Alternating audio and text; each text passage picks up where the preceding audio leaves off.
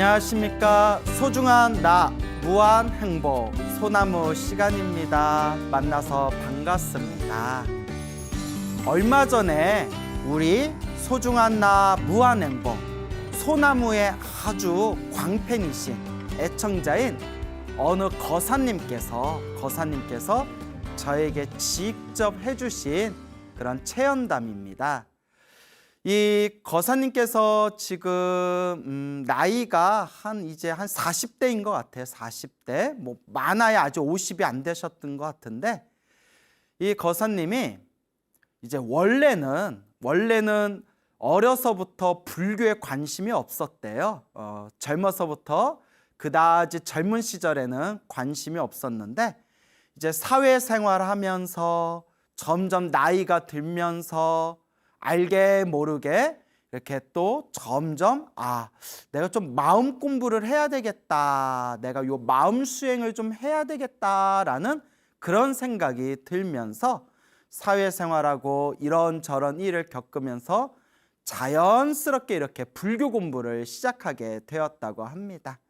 그래서 이제 아주 작은 사업을 운영하고 계신다고 하는데, 이 거사님이 처음에는 감사기도를 많이 올렸대요. 감사기도. 그래서 항상 마음으로 감사합니다, 감사합니다, 감사합니다 하는 그런 감사기도를 많이 올렸고, 또 실제로 그런 감사의 기도를 자꾸 올리면서 점점 정말 마음에서 이 세상에 대한, 그리고 이 존재에 대한, 그리고 자기 자신과 자기 주변에 있는 사람들에 대한 정말 그런 고맙고 감사한 마음이 막 자꾸 우러나오더래요. 그래서 실제로 우리 수많은 그런 명상법 중에서도 감사 명상이라는 게 있어요. 명상할 때 그런 감사한 그런 어떤 에너지, 감사함의 마음을 일으키는 명상법이 있는데, 그게 상당히 효과가 좋아요.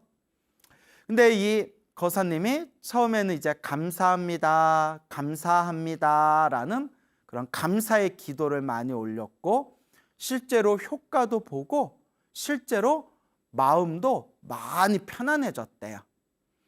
그러다가 이제 우연찮게 우리 소중한 나 무한행복 소나무를 보고 나서 본격적으로 이제 연불기도를 시작하게 되었다고 합니다. 그때부터 이제 소나무를 보고 난 뒤부터 나무아미타불 관세음보살, 나무아미타불 관세음보살, 나무아미타불 관세음보살, 매일매일 틈틈이 꾸준히 그렇게 나무아미타불 관세음보살 매일매일 연불기도를 올렸다고 합니다. 그렇게 이제 몇 개월 동안 꾸준하게 이렇게 연불기도를 올렸는데, 연불 수행을 했는데, 이 거사님 말씀이 감사기도, 그러니까 연불을 하기 전에 감사기도를 오랫동안 했는데, 감사기도를 하면서 감사합니다, 감사합니다, 감사기도를 하면서 굉장히 큰 효과를 봤지만 감사기도와 이 연불수행을 비교해 보면, 이제 두 개 다 해보셨으니까 감사기도와 연불기도를 비교해 보면 연불수행이 훨씬 더 큰 효과가 있었던 것 같다라는 말씀을 하시더라고요. 그러면서 마음도 너무 편안해졌고 주변의 일들도 많이 편안해진 걸 느끼게 되었고, 그리고 한 가지 확실한 효과 중에 하나가 인상이 변했대요. 얼굴의 인상이 싹 변했답니다. 연불기도를 시작하고 나서. 그래서 연불수행을 꾸준히 몇 개월 동안 점점 하면서 주변의 사람들이 너 인상이 변했다, 얼굴이 엄청 좋아졌다, 너 얼굴이 많이 맑아진 것 같아 라는 이야기를 수도 없이 많이 들었다고 합니다. 그래서 실제로 이 몇 개월 동안 연불수행을 하기 전에 자기 얼굴과 연불수행을 꾸준히 하고 난 뒤에 지금의 자기 얼굴을 이렇게 거울로 비춰보면 확연하게 자기가 스스로 느낄 정도로 얼굴이 많이 편안하고 맑아지고 깨끗해지고, 눈가의 그 눈도 많이 부드러워진 걸 느낀다라는 말씀을 하더라고요. 그래서 제가 그 얘기를 듣고 맞습니다, 맞습니다.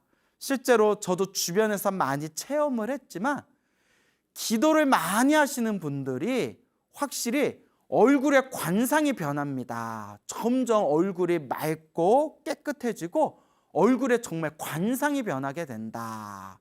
저도 우리 기도 많이 하신 그런 불자님들한테 이제 그런 자신의 얼굴이 점점 맑고 깨끗하게 변해가는 걸 실제로 느낀다. 주변에서 다들 얼굴이 많이 부드러워졌다. 얼굴이 편안해졌다라는 말을 많이 듣는다. 기도하면서부터 정말 얼굴이 많이 편안해지고 부드러워졌다라고 말씀하시는 그런 불자님들 이야기를 제가 자주자주 들은 바가 있습니다. 그래서 요 거사님께서 이제 꾸준하게 연불 수행을 하면서 그렇게 이제 인상도 많이 변하게 됐고, 여러분 인상이 변했다, 관상이 변했다는 것은 내 업의 에너지가 점점 변하고 있다는 거예요. 그래서 관상, 인상이 점점 좋아지고 있다. 얼굴의 인상이 점점 좋아진다는 것은 관상이 점점 좋아진다는 뜻이고, 관상이 좋아지고 있다는 것은 점점 내 업의 에너지가 점점 좋은 쪽으로 바뀌어 나가고 있다라는 그런 의미가 되겠습니다. 그래서 여러분, 나 관상 바꾸려고, 나 좋은 관상으로 바꿔야지 해가지고 막 억지로 막 얼굴 고치고 뜯어 고치고 할 필요가 없습니다. 마음을 잘 못 쓰는 사람들은 당장 얼굴을 바꾸고 고쳐도 시간이 지나면 고친 얼굴도 또 점점 안 좋게 변한다고 합니다. 근데 정말 중요한 것은 내 마음을 편안하고 내 마음을 잘 닦고 그리고 내 마음을 잘 공부해 나아간다면 여러분들도 주변 사람들한테 너 인상이 많이 변했다, 너 관상이 많이 변했다, 더 좋아진 것 같아 라는 말을 들을 수가 있을 겁니다. 그래서 그 거사님이 이제 꾸준하게 연불하면서 그래서 우리 소나무에서 항상 이야기해 드리는 대로 늘 복과 선업을 지으려고 노력하신다고 합니다. 그래서 당신도 개인적으로 사업을 하기 때문에 사업하면서 좀 빚이 많지만 빚이 있는 그런 상황 속에서도 내 형편껏, 자기 형편껏 이렇게 주변에 이웃들에게 널리 베풀고 보시하고 또 여러 시설에 가서 봉사활동도 하고, 그렇게 보시와 그런 봉사활동을 통해서 복과 선업과 공덕을 닦으려고 그렇게 노력하고 계신다고 합니다.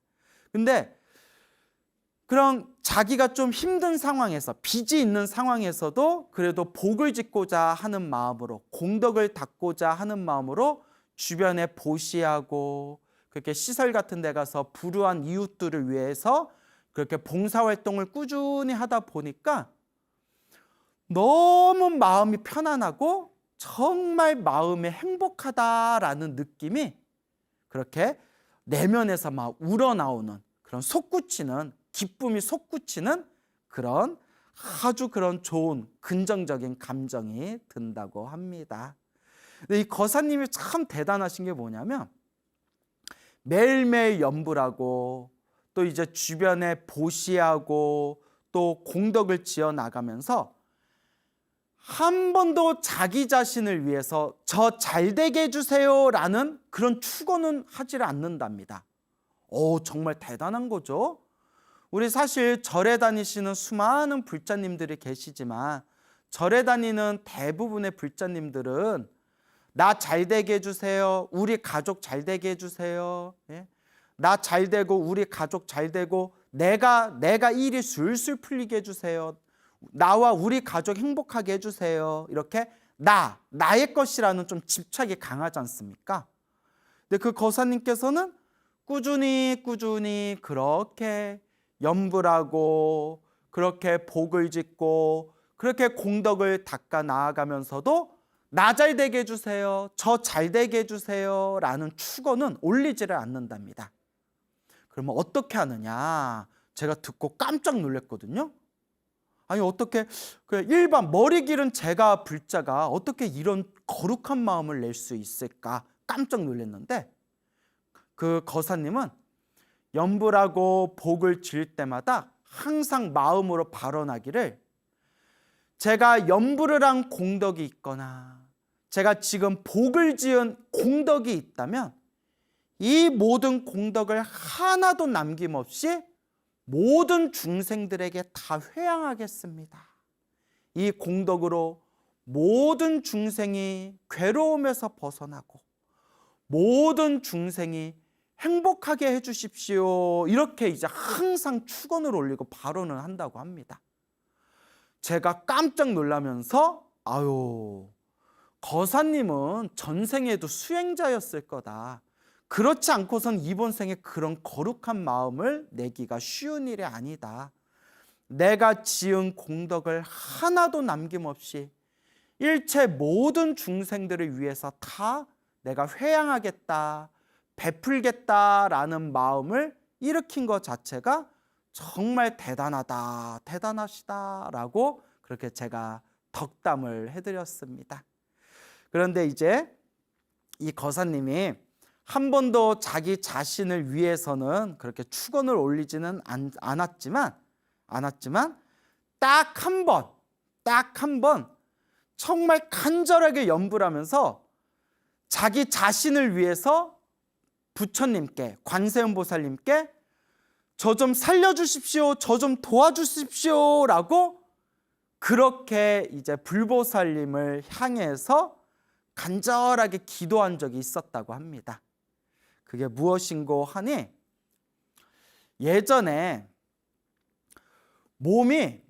몸살, 심한 감기 몸살에 걸린 것처럼 몸이 너무나 아프더래요. 그냥 이불 위에 쓰러져 가지고 도저히 일어나기 힘들 정도로 온몸의 근육통과 온몸의 통증이 너무 심해 가지고 정신을 차릴 수가 없을 정도였대요. 그래서 우리가 너무 힘들고 괴로울 때 우리 불자들을 의지할 게 뭐밖에 없겠습니까? 그렇죠, 부처님밖에 없지 않습니까? 불보살님에게 의지하는 수밖에 없지 않습니까? 그때 간절하게 염불하고 간절하게 염불하다가 너무나 힘들고 괴로워서 부처님, 보살님 도와주세요, 부처님, 보살님 도와주세요 라고 처음으로 자기 자신을 좀 도와달라고 그런 마음으로 간절하게 이렇게 누워가지고 염불을 했답니다. 얼마나 힘들었겠어요. 너무 힘들어서 죽을 것 같습니다. 부처님, 보살님 도와주십시오 라고 했는데, 그 염불하다가 이렇게 지쳐서 잠이 들었대요. 몸이 너무 아프고 아픈 가운데 부처님 도와주세요 염불하다가 이렇게 탈진하듯이 잠이 들었는데, 이제 생생한 꿈을 꾼 거예요. 생생한 꿈을 꿨는데 그 생생한 꿈 속에서 이렇게 눈앞에 부처님 불상이 보이더래요. 불상. 불상이 보이는데, 그때 옆에 어떤 사람이 쓱 나타나더니 자기를 이렇게 데리고 불상 앞으로 데리고 가더래요. 옆에 어떤 사람이 자기를 불상 앞에 이렇게 데려오더니, 자 여기 불상 앞에서 부처님 앞에서 인사 올려라, 절을 하십시오 라고 이렇게 얘기를 하더래요. 그래서 옆에서 이제 부처님한테 절하라고 하니까 이렇게 그 눈앞에 보이는 큰 불상 앞에서 부처님께 이렇게 정성스럽게 삼배를 올렸대요. 정성스럽게 이렇게 절을 올리고 인사를 드리고 난 뒤에 꿈에서 탁 깼는데 몸이 아주 상쾌하고 가볍고, 그 꿈꾸기 전에 그렇게 몸이 욱신욱신 몸이 아팠는데 그 아픈 게 흔적도 없이 싹 사라졌더랍니다. 순간 이게 가피구나. 부처님께서 항상 은은하게 우리 중생들을 보호하고 도와주시는구나 라면서 마음으로 부처님의 가피에 대한 그런 확신이 더욱 깊어지고 불심이 더욱 깊어지는 그런 계기가 되었다고 합니다. 그래서 이 거사님이 지금도 열심히 봉사활동 하시고 주변에 좋은 보시, 나눔도 하시고 그리고 지금도 열심히 연불수행하면서 그렇게 아주 신행 생활을 잘하고 있는 그런 정말 모범되는 그런 불자님, 그분의 직접 체험하신 이야기를 제가 들었던 걸 여러분들에게 소개해드리는 바입니다. 참 대단하죠? 그래서 여러분들도 항상 기도하실 때 나만 잘 되게 해주세요 라고 기도하지 마시고 기도의 마지막에는 반드시 사옹서원, 중생을 다 건지게 했습니다. 모든 번뇌를 다 끊겠습니다. 법문을 다 배우겠습니다. 불도를 반드시 이루겠습니다. 항상 사옹서원으로 기도의 마무리를 하시고 그리고 그렇게 개인적인 소원을 빌더라도 모든 중생이 행복하여지이다, 모든 중생이 성불하여지이다 라는 마음으로 항상 기도의 마무리를 하시기 바랍니다. 그러면서 우리의 마음이 점점 저 성불의 경지로 조금씩 그렇게 부처님을 향해 닮아가게 될 것입니다. 제가 굉장히 아끼는 그런 젊은 후배 스님이 있어요. 후배 스님이 이제는 한 30대 중반 정도 됐겠네요. 이제 그 후배 스님을 처음 봤을 때가 그 스님이 20대에 그 스님이 동국대학교 다닐 때 그렇게 처음 봤던 그런 아끼는 그런 젊은 후배 스님이 있습니다. 아주 그냥 키도 크고 얼굴도 잘생긴 그런 후배 스님이에요. 이 스님께 또 제가 직접 들은 이야기인데 이 후배 스님이 이제 20대 젊은 나이에 출가를 했어요. 20대 젊은 나이에 출가를 했는데 출가하기 전에 그 젊은 나이에 불교에 몇 년 동안 푹 빠져가지고 출가하기 전에 이렇게 불교에 부처님의 가르침에 깊이 푹 빠져서 불교 공부, 신행 생활을 좀 열심히 했답니다. 그래서 출가하기 전에 법화경을 한 100번 정도 읽었대요. 법화경을. 야, 대단하죠? 그 묘법연화경, 법화경이 두껍지 않습니까?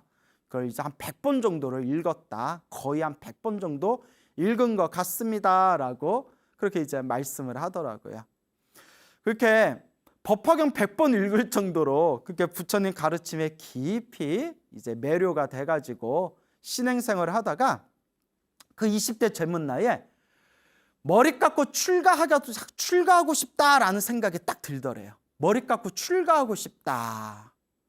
그래서 정말 출가하고 싶은데 어렸을 때부터 부모님의 사랑을 듬뿍 받으면서 이 자란 그런 외동 아들이기 때문에 외동 아들이라서 부모님이 출가를 허락을 안 해주는 거예요. 그리고 아버지가 그냥 출가를 절대 허락을 안 해주는 거예요. 출가를 허락을 안 해주셔가지고 좀 많이 고민하고 갈등하다가 여러분 이 인연법을 어떻게 막겠어요? 우리 석가모니 부처님도 고타마 시다르타 왕자였을 때 그렇게 출가하고 싶었는데 아버지였던 그 슈또다나 왕, 한문으로는 정반왕이라고 하죠. 아버지 정반왕이 그렇게 출가를 못하게 붙들고 막았지만 결국은 시다르타 왕자가 이제 출가를 하고 결국은 이제 위대한 그런 깨달음을 얻고 부처님이 되셨지 않습니까? 이 인연법이라는 거는 막을 수가 없죠. 이 세상의 존재 자체가 인연 따라 일어나고 인연 따라 사라지는 건데, 그래서 이 스님이 결국 이제 야밤도주 하듯이 이제 집을 나와서 머리를 깎고 이제 출가를 하게 됩니다. 이제 머리 깎고 출가를 했는데 이제 나중에 그렇게 출가를 반대했던 그 아들이, 그토록 이제 눈에 넣어도 아프지 않은 아들이 이제 출가를 했다라는 소식을 머리 깎고 좀 절에 들어갔다. 그러니까 이제 소식이 다 끊겼잖아요. 그러다가 머리 깎고 절에 들어갔다라는 이야기를 아버지가 딱 들으셨는데 의외로 담담하시더래요. 뭐 화를 내고 엄청 막 난리치실 줄 알았는데 나중에 들은 얘기가 그냥 담담하게 그냥 그렇게 머리 깎고 출가했구나. 결국 출가했구나. 이렇게 담담하게 받아들이시더래요. 희한하다. 아버지가 마음을 비우셨나? 아버지가 마음을 비우셨나? 그런데 나중에 이제 아버지께 직접 들은 이야기가 또 기가 막혀요. 아버지가 이제 아들이 출가할 때 그 즈음에 아버지는 이제 아들이 출가했다는 것도 모르고 이제 집에서 이제 아버지께서 지내고 계시는데 3일 동안 연속해서 아주 생생한 꿈을 3일 동안 연속해서 3번을 꾸셨대요. 어떤 꿈을 꾸셨냐면 아버지 말씀이 첫째 날 꿈에 어느 노스님이 나타나셨대요. 노스님. 이렇게 노스님이 나타나셔서 가스레인지 위에다 동그란 냄비, 동글동글한 냄비 3개를 이렇게 올려놓고 이제 냄비 3개를 올려놓고 아직 때가 아니다. 아직은 때가 아니다. 이런 말씀을 하더래요. 잘 기억해 두세요. 동그란 냄비 3개를 올려놓고 아직은 때가 아니다 하고 노스님이 이야기하시더래요. 그 잠에서 이렇게 깼대요. 그거 너무 생생해서 좀 뭔 꿈이야? 이게 무슨 꿈인가? 그 다음날 둘째 날에 또 꿈을 꾸셨는데 그 노스님이 또 나타나셨대요. 노스님이 나타나셔서 그 똑같은 그 동그란 냄비 3개에다가 물을 올려놓고 물을 팔팔 끓이시더래요. 뭐 라면을 끓여 드시려고 했는지 국수를 끓여 드시려고 했는지 동그란 냄비 3개에다 물을 넣고 그걸 팔팔 이제 끓으면서 노스님이 이제 때가 되었다. 이제 때가 되었다. 이렇게 말씀하더래요. 이제 때가 되었다. 그 잠에서 이렇게 딱 깼대요, 아버지가. 이제 때가 되었다. 무슨 때가 됐지? 때밀 때가 됐다는 건가? 목욕탕 가라는 뜻인가? 이건 제가 농담을 한 말이에요. 무슨 뜻이지? 그리고 3번째, 3일째 되는 날 이제 마지막 3번째 꿈을 꿨는데 아주 생생하게 꿈속에서 그 아들이 그러니까 그 출가한 이제 제 후배 스님 아들이 소 있죠. 큰 소를 타고 아들이 큰 소를 타고 담벼락을 와르르르르 무너뜨리면서 소를 타고 담벼락을 무너뜨리면서 밖으로 확 나가더래요. 담벼락을 무너뜨리면서 소를 타고 밖으로 나가는데 순간 하늘 위에 있는 수많은 하늘의 신들과 지상에 있는 수많은 사람들이 막 박수를 치면서 뭐 환호성을 지르면서 막 기뻐하고 덩실덩실 춤을 추더래요. 사방에서 하늘에 있는 신들과 땅에 있는 사람들이 막 박수치고 막 기쁨의 고함을 지르고 덩실덩실 춤을 추고 그러면서 아들은 소를 타고 담벼락을 무너뜨리면서 그냥 마치 무수의 뿔이 혼자서 가는 것처럼 막 길을 가더래요. 잠에서 딱 깼대요. 이게 무슨 꿈인가? 이게 무슨 꿈인가? 이 3일 동안 무슨 꿈인가?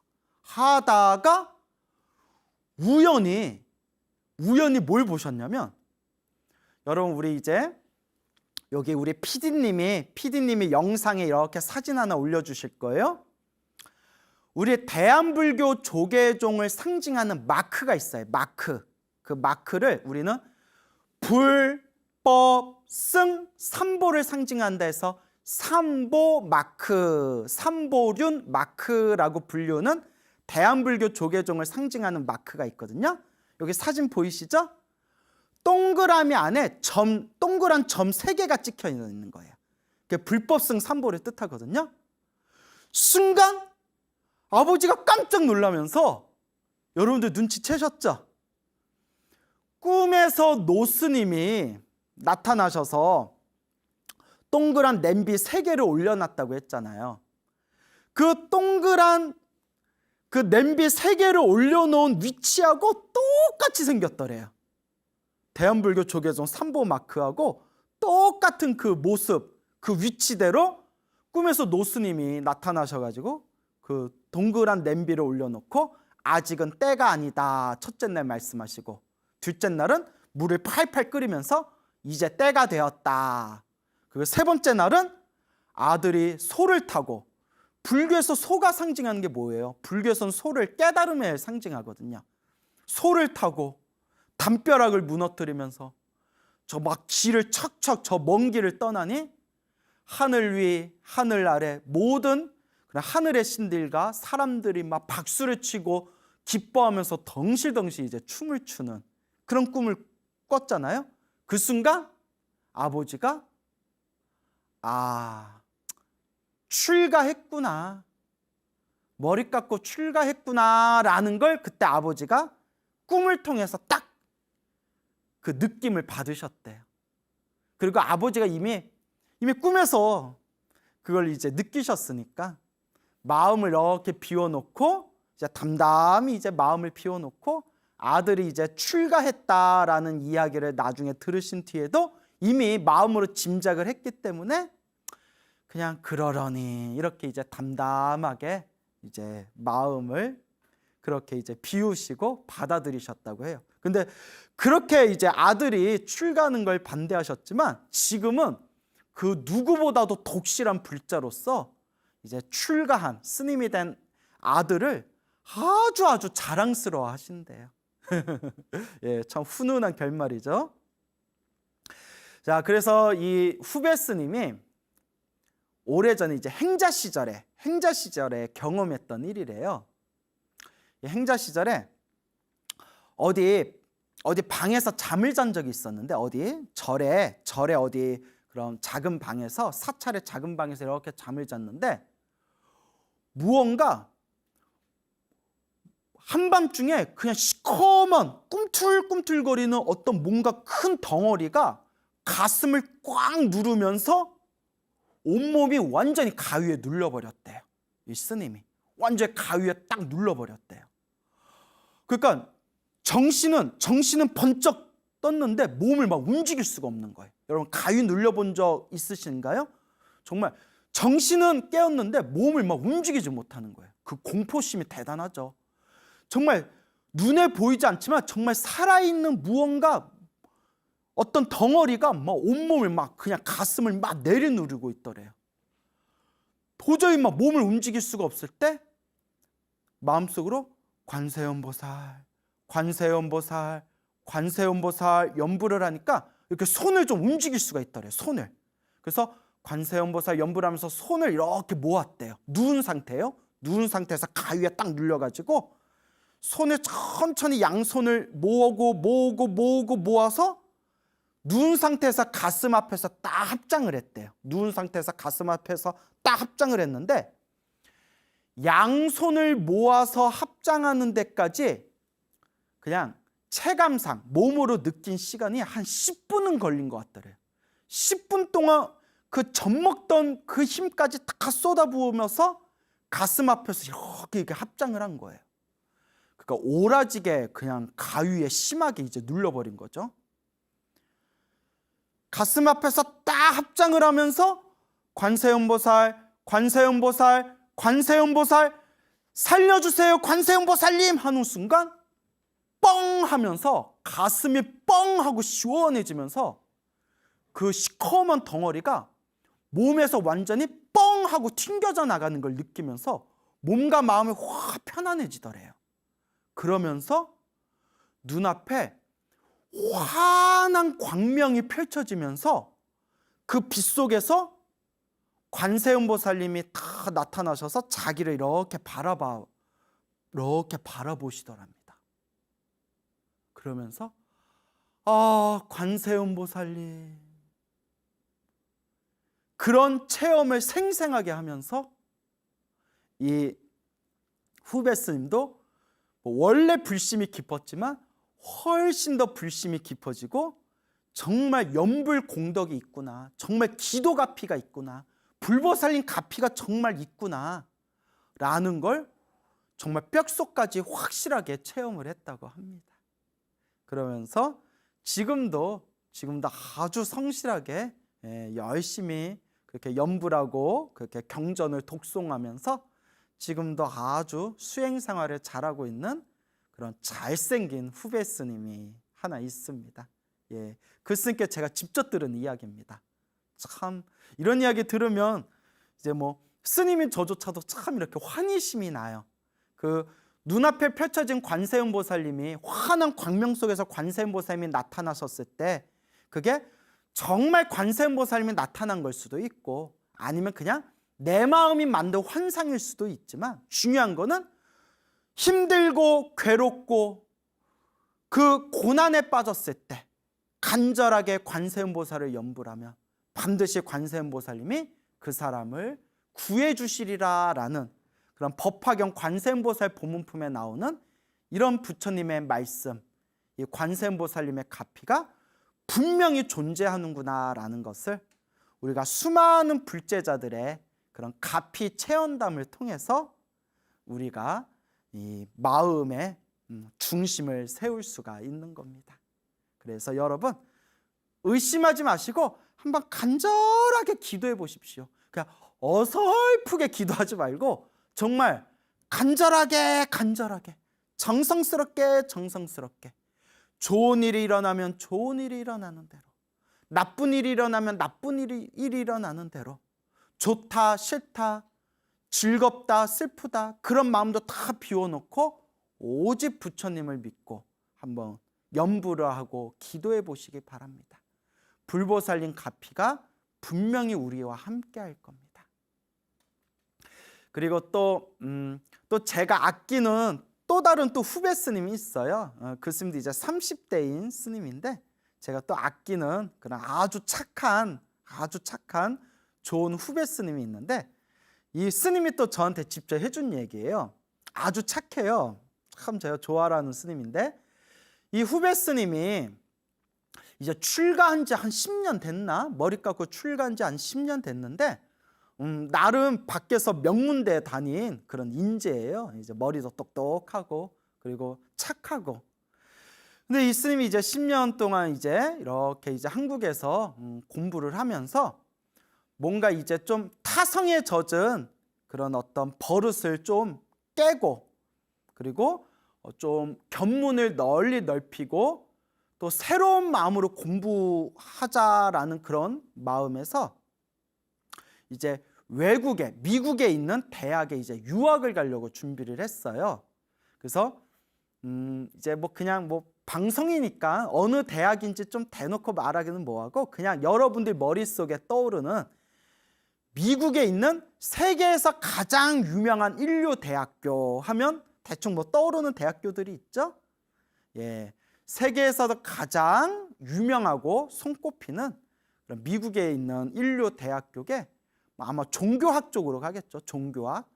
종교학을 이제 공부하고 불교를 좀 더 깊이 이제 세계 불교 속에서 견문을 넓히고자 그런 새로운 마음으로 목표를 세우고 그 미국에 있는 대학교에다가 이제 뭐 대학교에 입학하려고 준비를 이렇게 많이 했는데 그 최종 결과에 불합격을 했대요.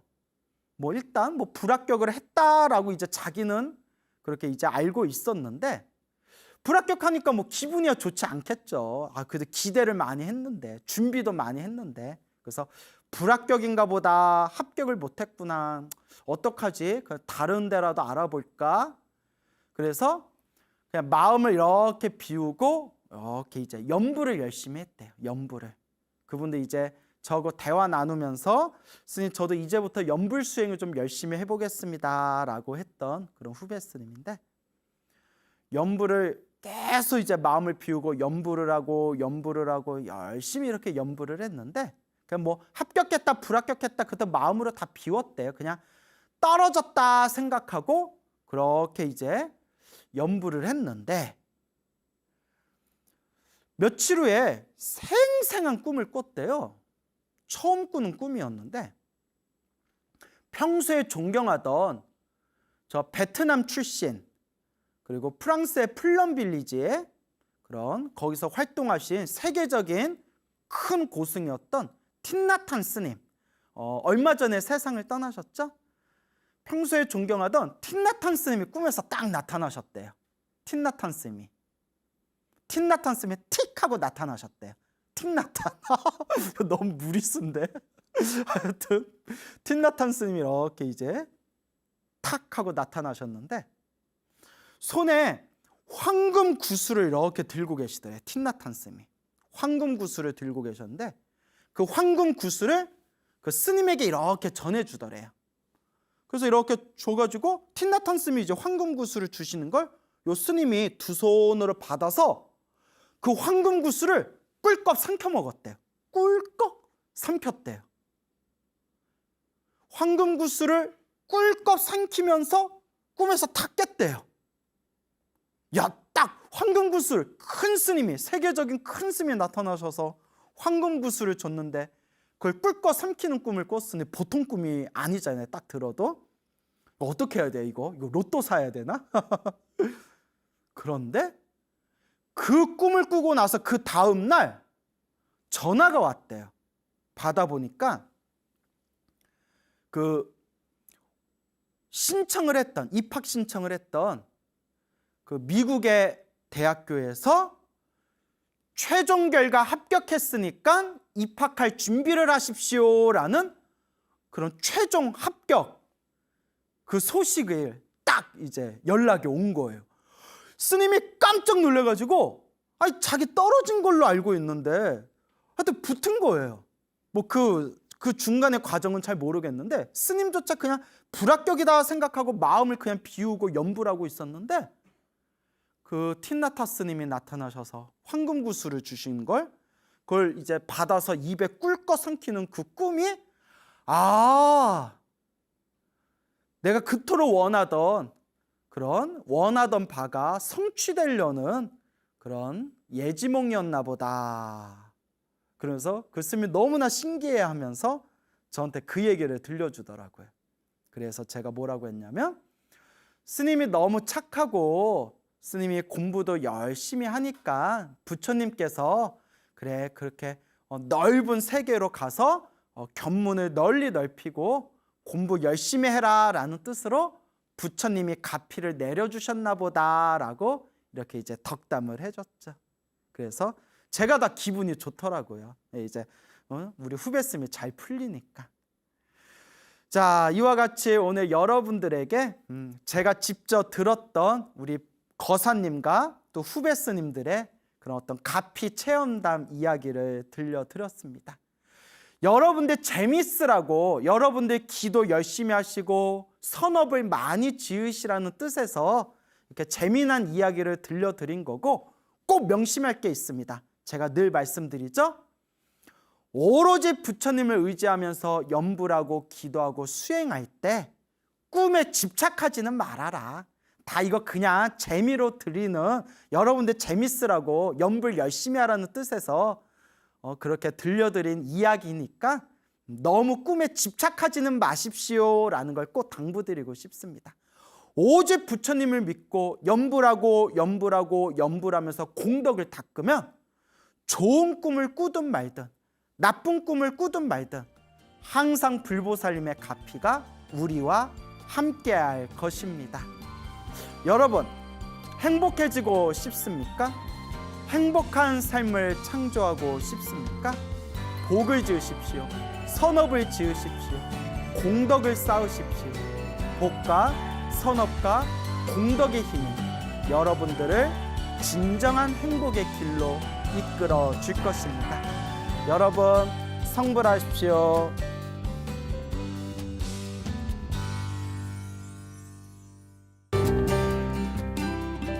안녕하십니까. 소중한 나 무한행복 소나무 시간입니다. 만나서 반갑습니다. 오늘도 여러분들 재미난 이야기 들려드릴까 합니다. 어느 젊은 여성 불자님이 계세요. 지금 나이가 이제 30 초반 됐으려나? 그 젊은 여성 불자님이 계시는데 뭐 또 우리 소중한 나 무한행보 소나무의 아주 애청자입니다. 그분께 이제 직접 들은 이야기예요. 그분이 이제 나이는 젊지만 항상 연불하고 법화경 사경도 많이 하고 그리고 또 평소에 물고기 방생도 많이 하는 분이세요. 그래서 아주 그 신행생활을 잘하고 있는 그런 젊은 여성 불자님이 있습니다. 그 불자님이 오랫동안 집에서 키우던 개가 있었대요. 개, 여러분들 개 좋아하세요? 저는 고양이도 좋아하고 개도 좋아하거든요. 근데 이 개 이름이 복돌이였어요. 복돌이. 귀엽죠? 복돌이. 이름이 복돌이였는데 집에서 15년을 살았대요. 15년. 개가 15년 살면 굉장히 장수한 거죠, 여러분. 뭐 10년만 넘게 살아도 오래 살았다 그런다면서요. 근데 15년을 같이 집에서 뒹굴면서 같이 키웠으니 뭐 이제 거의 개가 아니라 식구 수준이죠. 가족 같은 그런 이제 개가 있었는데 이제 우리 복돌이, 이 복돌이가 한 15년 정도 이제 함께 지냈는데 이제 암에 걸렸대요. 암에. 이제 개가 암에 걸렸는데 그 암이 이제 뭐 나이도 많은 그런 노견이잖아요. 그래서 이제 온몸에 이제 전이가 돼가지고 이제 수의사 선생님한테 가봤더니 이제 뭐 더 이상 어떻게 손 쓸 수 있는 그런 상황이 아니다. 그냥 남은 시간 동안 이렇게 편안하게 해주고 이렇게 무지개 다리로 이렇게 떠나보낼 수 있도록 마음의 준비를 하셔라. 뭐 이렇게 이야기를 하더래요. 그래서 온몸에 이제 암이 전이가 된 15년 동안 전들었던 이 복돌이를 위해서, 복돌이가 이제 언제 세상을 떠날지 모르잖아요. 언제 죽을지 모르니까 엄마하고 요 보살님이, 불자님이 엄마하고 같이 번갈아 가면서 복돌이한테 간절하게 계속 나무아미탑을 연부를 해줬대요. 야, 복돌이가 복이 많아. 복돌이가 세상에 또 이렇게 좋은 불자 주인을 만나가지고 우리 복돌이 좋은데 가라고 나무아미탑을 연부를 저렇게 몇 날 며칠 동안 정성껏 해줬대요. 요 보살님하고 엄마하고. 그리고 또 이제 뭐 하루 종일 사람이 연불해 줄 수는 없잖아요. 그래서 그 나무아미탑을 연불 테이프 있죠. 뭐 요새는 인터넷으로 뭐 그런 게 다 나오잖아요. 인터넷으로 뭐 나무아미탑을 연불 소리를 항상 복돌이한테 들려줬대요. 여러분 이제 뭐 여담이지만 스님 그냥 연불 소리를 그냥 기계로 틀어놓은 연불 소리를 들어도 효과가 있습니까? 저는 그래도 사람이 해야 효과가 있는 거 아닌가? 저도 그렇게 생각했는데 그 대만이나 중국의 큰 스님들 법문을 보면 기계로 틀어놓은 연불 소리도 들어도 효과가 있다라고 하시더라고요. 그냥 연불 자체, 그 연불 소리 자체에 이미 에너지가 있기 때문에. 자, 그래서 그 복돌이를 위해서 요 불자님하고 요 어머님하고 몇 날 며칠 동안 복돌이한테 나무아미탑을 연불해주고, 그리고 계속 그 나무아미탑을 연불 소리를 계속 이제 귀에다가 들려줬대요. 그런데 이제 며칠이 지나서 복돌이가 이제 죽었어요. 숨이 끊겼어요. 숨이 딱 끊겼는데 이 불자님이 이제 어디서 뭐 법문을 들었거나 책에서 뭘 보셨는지 48시간 동안 이제 바로 어디 그 죽은 복돌이의 그런 이제 몸뚱아리를 처리하지 않고 48시간 동안 복돌이가 좋은 곳에 태어나기를, 극락세계 왕생하기를 간절하게 발언하면서 어머님하고 함께 48시간 동안 계속 연부를 해주고 아미타경, 무량수경, 관무량수경, 정토삼부경을 계속 독송을 해줬대요. 계속 그렇게 정말 복이 많다. 야, 정말 어쩜 그렇게 그 개가 주인을 잘 만나가지고 죽음을 코앞에 뒀을 때 몇 날 며칠 동안 주인이 염불해 줘. 숨이 끊겨가지고 죽었는데 48시간 동안 나무 아미탑을 극락왕생 염불해주고 아미타경 무량수경 독송해주고 정말 복돌이가 이름을 잘 졌네. 복이 많네요. 예? 그렇게 이제 간절하게 48시간 동안 극락왕생을 발언하면서 기도를 해준 뒤에 개를 이제 뭐 언제까지 죽은 개를 방에 둘 수는 없잖아요. 그래서 이렇게 화장터를 갔대. 화장터. 그래서 이제 뭐 요새는 이제 뭐 화장터, 동물도 이렇게 화장해주고 소각해주는 그런 화장터가 있나 봐요. 이제 그렇게. 그런데 희한한 게 48시간이 지났는데 그 개를 이렇게 들었는데 화장터 이제 데려가면 차에 싣고 가야 되잖아요. 죽은 지 48시간이 지난 개인데 마치 살아있는 것처럼, 잠자고 있는 것처럼 몸은 식었지만 살이, 관절이 말랑말랑하더래요. 원래는 특히 작은 짐승일수록 숨이 끊기면, 아마 개 키워보신 분들은 알 거예요. 이미 개 키워보신 분들은 몇 시간 지나면 바로 몸이, 그 짐승들은 몸이 뻣뻣하게 굳어져 버리거든요. 작은 짐승일수록 말랑말랑하더래요. 개 살결이. 희한하다 해가지고 어쨌거나 이제 복돌이를 싣고 그 이제 뭐 동물도 이렇게 소각해주는 그 화장터에 가서 그 아저씨한테 이제 맡겨서 화장터에서 이렇게 화장을 하는데,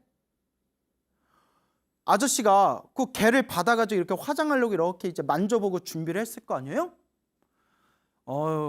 개가 죽은 지 얼마 안 됐네요. 뭐 죽은 지 뭐 얼마 되지도 않았네요. 뭐 몇 시간도 안 됐네요. 이렇게 얘기하시더래요. 그래서 아니에요, 죽은 지 48시간 지났어요 했더니 그 화장해 주시는 아저씨가 아유, 그런 소리 하지 말라고.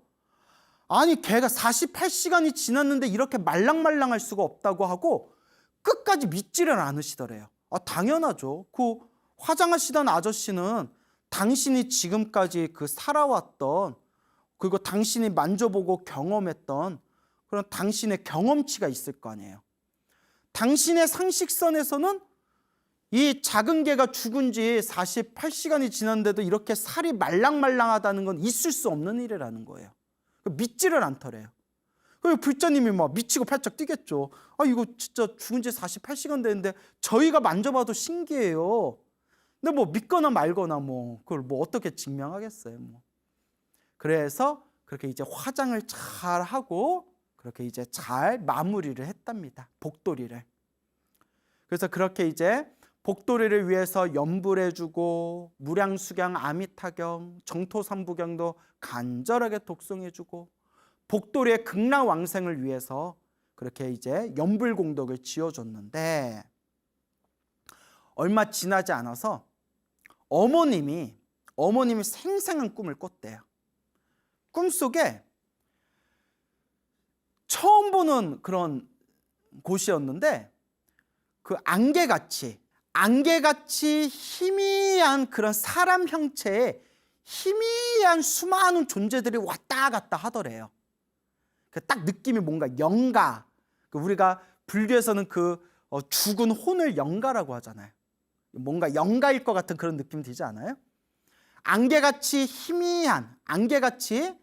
그런 희미한 사람 모양의 수많은 형체들이 왔다 갔다 하고 있는데, 그곳에 어떤 남자가, 훤하게 생긴 남자가 환한 미소를 지으면서 엄마를 이렇게 쳐다보더래요. 이제 엄마가 꿈을 꾼 거예요. 엄마가 자기를 환하게 생긴 미소를 생생하게 이렇게 환한 미소를 지으면서 어떤 남자가 자기를 이렇게 웃으면서 쳐다보는데 엄마가 처음 보는 남자였대요. 얼굴이 생생하게 기억이 나신대요. 처음 보는 남자인데 자기도 모르게 너무 반가워하면서 복돌아 하고 외쳤대요. 그 남자를. 오, 소름 끼쳐. 처음 보는 남자지만 환한 미소를 지으면서 엄마를 이렇게 쳐다보는 걸 보고 복돌아 하고 이렇게 외쳤대요. 복돌아. 그러니까 그 복돌아 하고 외친 순간 남자가 이렇게 미소를 지으면서 이렇게 인사를 하면서 멀리 휙 하고 이렇게 멀리 사라지는 그런 꿈을 딱 꾸면서 어머니가 잠에서 딱 깼대요. 딱 봐도 그냥 꿈만 볼 것 같으면 아, 복돌이가 좋은 곳에 갔나 보다 이런 생각이 들죠. 그 불자님이 당시 이렇게 경험하신 그 복돌이 이야기를 해주면서 이제 물어보신 게, 스님, 우리 복돌이가 극락세계에 태어난 겁니까? 라고 물어보시길래 나야 모르죠. 저야 모르죠. 뭐 극락세계에 태어났는지 안 태어났는지는. 그런데 꿈만 볼 것 같으면 이제 사람의 모습에 환한 미소를 지으면서 인사하고 떠난 거 보니까 제가 이제 솔직하게 얘기를 했죠. 극락세계까지 태어났는지는 내가 잘 모르겠고 적어도 인간 이상의 좋은 몸을 받은 것 같다. 적어도 인간 이상의 그런 좋은 몸으로 복돌이가 태어난 것 같다. 그리고 연부를 열심히 해줬으니까 극락세계에 태어났을 수도 있겠죠. 그렇게 얘기를 하면서 정말 그 강아지 복돌이가 정말 복이 많구나.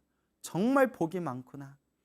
비록 개로 태어났지만, 축생으로 태어났지만 전생에 한 가닥 성근이 있어서, 전생에 한 가닥 선업이 있어서 이렇게 좋은 불자, 불교 신자인 주인을 만나서 그렇게 15년 동안 좋은 주인 밑에서 편안하게 살다가 죽을 때도 저렇게 연불소리 들으면서 좋은 곳으로 갔구나, 참 주인 잘 만난 복 많은 개구나라고 그렇게 이제 덕담을 드렸습니다.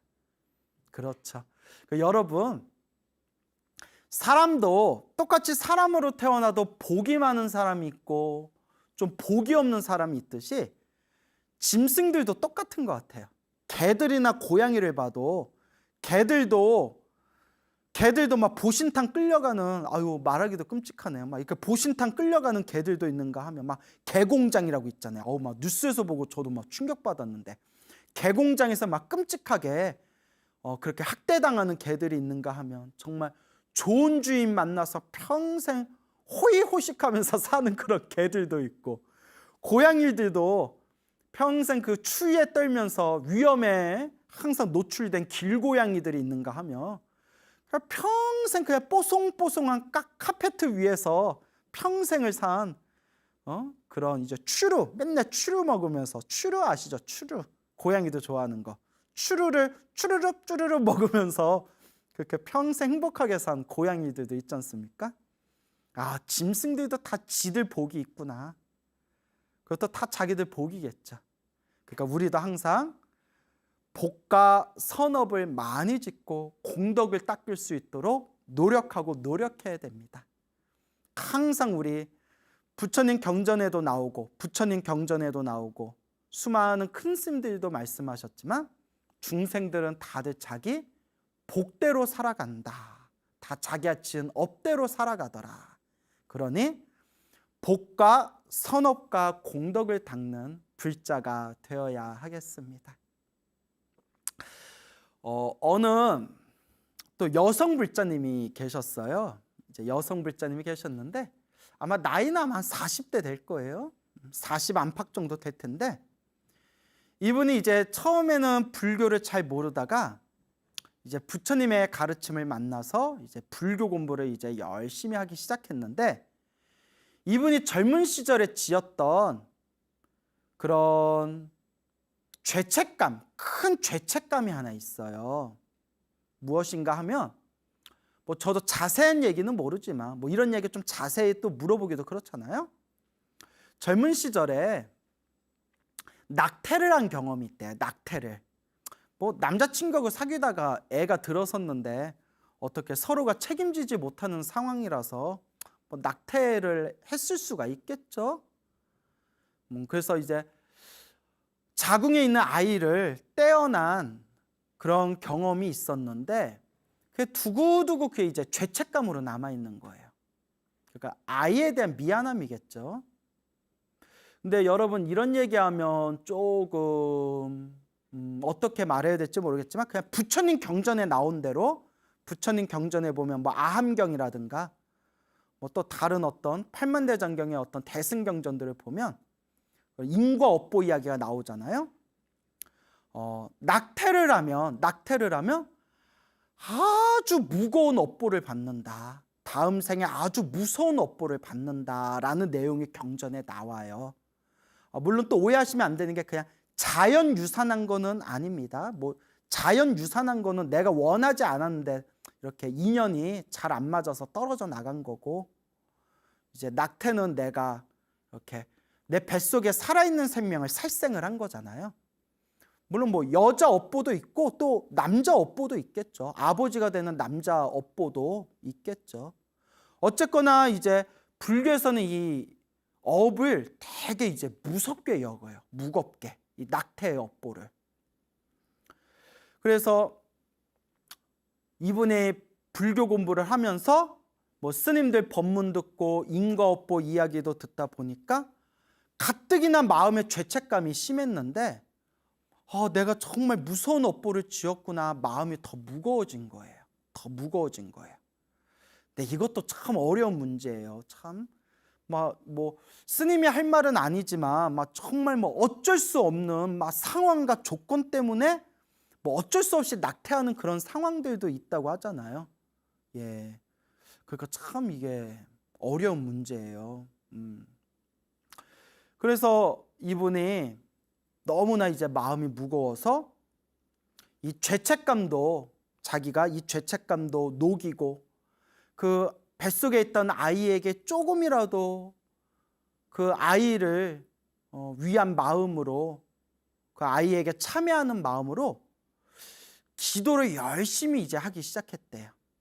그래서 매일매일 금강경을 독송하고 매일매일 연부를 열심히 했대요. 매일매일 금강경을 독송하고 시간이 날 때마다 꾸준히 이렇게 연부를 하면서 이 아이가 그때 뱃속에서 세상을 떠난 이 아이가 부디 좋은 곳으로 가기를 그렇게 참여하는 마음으로 간절하게 기도를 했대요. 그렇게 이제 기도를 하면서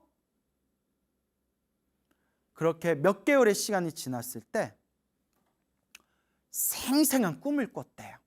꿈을 꿨는데 꿈속에 갓난아이가 보이더래. 아기가, 갓난아기가. 좀 무섭다. 갓난아기가 딱 보이는데 아이가 힘이 하나도 없이 그 온몸에 힘이 축 처져가지고 아이가 시름시름 앓고 있더래요. 아기가 시름시름 앓고 있는데 그걸 보면서 그 보살님이, 불자님이 막 가슴이 찢어질 듯 아프더래요. 꿈속인데도 그 시름시름 앓고 있는 아기를 보면서 막 가슴이 찢어질 듯이 아파가지고 아기를 이렇게 어루만져주면서 막 이렇게 연부를 해줬대요. 아기야 하면서 간절하게 그 꿈속에서도 간절하게 아기한테 연부를 해줬는데 순간 아기가 몸에서 환한 빛이 나면서 아기가 갑자기 그 시름시름 그 죽을 듯이 앓고 있던 아기가 갑자기 확 살아나면서 아기 몸에서 환한 빛이 나면서 저렇게 멀리 허공으로 싹 이렇게 사라지는 꿈을 꾸면서 꿈에서 딱 깼는데 그렇게 막 눈에서 눈물이 나오면서도 가슴은 편안하더래요. 막 눈물은 막 서럽듯이 눈물이 나오면서 가슴은 편안한데 순간 뭐 그동안 불교 공부하고 스님들 법문 들은 게 있으니까 이게 업장소멸인가 보구나. 그 아기가 계속 떠들고 있다가 이 아기가 부처님 가피로 이제 좋은 데 갔나 보구나라는 생각이 들더랍니다. 그러면서 그렇게 하염없이 울면서 이렇게 부처님께 감사합니다. 부처님 감사합니다. 아기야 미안하다 라고 하셨던 그런 어느 여성 불자님의 이야기를 들은 바가 있습니다. 그래서 여러분, 사람은 다 자기만의 사연이 있고 또 자기들만의 어떤 또 말로써 다 표현 못할 곡절들이 있지 않습니까? 그래서 뭐 스님이 제가 뭐 이러쿵저러쿵 결혼도 안 해본 제가 이러쿵저러쿵 뭐 말할 수 있는 문제는 아니라고 생각합니다. 다만 이제 인과 업보와 부처님의 가피와 그 눈에 보이지 않는 영적인 세계를 공부하고 있는 이 제 입장에서 혹시 불교를 만나기 전에 혹은 젊은 시절에 잘 모르고 그렇게 뭐 어쩔 수 없는 사연과 우여곡절 때문에 뱃속에 아기를 떼어놓을 수밖에 없었던 그런 슬픈 사연이 있는 분들이라면 제가 간곡하게 말씀드리기를 이번 생에 이미 일은 벌어졌고 이미 물은 엎어졌잖아요. 어떡하겠어요? 물을 다시 담을 수는 없잖아요. 이번 생에 정말 간절하게 미안하고 죄송하고 정말 참회하는 마음으로 그 아기를 위해서, 뱃속에서 떼어난 그 아이를 위해서, 이 아이가 부처님의 품 안에서 부디 행복하기를 그렇게 간절하게 기도를 하고 염불을 해주시기 바랍니다. 그 아이를 위해서 간절하게 염불하고 공덕을 닦으시기 바랍니다. 그래서 물이 엎어진 거는 담을 수는 없지만 그 엎어진 물을 우리가 닦을 수는 있고, 하얀 옷에 튄 김치국물을 우리가 어떻게 뭐 원래 상태로 되돌릴 수는 없지만 정성껏 빡빡 빨아서 최대한 하얀 상태로 돌려놓을 수는 있지 않습니까? 그래서 혹시라도 그런 어떤 사연이 있는 분들이라면 그렇게 떠나보낸 아이를 위해서 부처님, 우리 이 아이들을 부디 괴로움에서 벗어난 행복한 세계로 이끌어 주십시오. 아이야 아이야, 부디 부처님의 품 안에서 행복하여라 라고 간절하게 그렇게 평생 참회하는 마음으로 기도를 올리시기 바랍니다. 자, 이렇게 눈에 보이지 않는 그런 어떤 영적인 세계들이 있는 것 같아요, 여러분. 그래서 불교에서는 뭐 지장경이라든가 아귀 보응경이라든가 수많은 팔만대장경에 보면, 그런 심지어 니까야 같은 초기 경전에서도 아귀라고 나오거든요. 아귀, 배고픈 굶주린 귀신들을 천도시키는 그런 내용들이 나오고 있습니다. 그래서 우리 눈에 보이지 않지만 눈에 보이지 않는 정말 어떤 그런 영적인 세계가 있는 것 같다. 하지만 그런 영적인 세계에 대해서 우리가 또 미신을 가져서는 안 됩니다. 또 실제로 우리 주변에는 그런 어떤 삿된 견해를 가진 사이비 종교인들이 그런 영적인 세계를 미끼로 낚아가지고 사람들한테 사기치거나 겁을 줘가지고 그 사람들을 잘못된 길로 이끄는 경우가 있습니다. 그래서 눈에 보이지 않는 영적인 세계가 있다 하더라도 거기에 대해서 맹목적인 미신을 가질 필요는 없고, 중요한 것은 내 몸을 닦고 내 마음을 닦고 내 복과 선악과 공덕을 닦는 마음으로 그렇게 이제 염불하고 기도하고 수행하면 되는 겁니다. 그 곡성 전라남도죠. 전라남도 곡성에 태안사라는 절이 있어요. 태안사라는 우리나라 그 구산선문이라는 그런 구산선문 안에 들어가는 아주 그런 이름이 널리 알려진 절이 있는데, 이 태안사라는 이 사찰이 오랫동안 한국 불교에서 굉장히 그런 아주 그런 영광된 위치를 차지한 그런 천년의 고찰, 천년의 역사를 가진 사찰인데, 그 태안사가 6.25 전쟁 때 그쪽에 아주 그런 뭐 공비들도 많았고 아주 그냥 크고 작은 전쟁들이 계속 터지면서 전투가 벌어지면서 6.25 전쟁 때 거기에 완전히 그냥 불에 타서 그렇게 소실이 됐대요. 그래서 6.25 전쟁 이후로도 거의 30년 가까이 폐사지로 남았을 정도로 그런 이제 좀 천년의 고찰이면서 또 현대 한국 불교에서 또 그런 가슴 아픈 역사를 간직하고 있는 그런 곡성의 태안사라는 절이 있습니다. 그 태안사가 지금 같은 그런 사격을 다시 유지하면서 널리 이제 중창불사가 될 수 있었던 게 우리 한국 불교, 현대 한국 불교의 큰 스님이셨던 청화 큰 스님, 그 연불 수행을 많이 하셨던 그런 청화 큰 스님께서 그 태안사에 맨몸으로 들어가셔가지고 그 태안사를 지금의 사격으로 이제 일구셨던 그런 이제 역사가 있습니다. 청화 스님께서 이제 오래전에 세상을 떠나셨죠. 청화 큰 스님을 기억하시는 분들 한결같은 말씀이 정말 자비롭고 언행이 일치되신 분. 사실 저도 그렇지만 말과 행동이 일치하기가 쉽지 않거든요. 근데 정말 옆에서 보고 위에서 보고 밑에서 보고 거꾸로 봐도 항상 언행이 일치되셨던 자비보살이다라고 지금도 많은 분들이 그렇게 회상을 하시더라고요. 근데 이제 청화 스님께서 그 태안사, 완전 한국전쟁 때 완전 불타버린 그 태안사를 이렇게 이제 일구실 때, 그때 이제 몇십 년 전에 그 당시에 그곳에 이제 기도를 오셨던 그런 많은 그런 노보살님들 그런 이제 증언에 의하면 그 재미난 얘기가 있습니다. 그 태안사에 이제 큰 스님이 이제 머무르시면서 거기에 이제 법당을 짓고 거기서 이제 법을 펼친다라는 소문이 불자들 사이에서 널리 퍼지면서 이제 노보살님들 혹은 이제 많은 그런 이제 불자님들, 그 당시 이제 불자님들이 이렇게 이제 태안사에 대해 많이 이렇게 기도하러 오셨는데 새벽기도 올라갈 때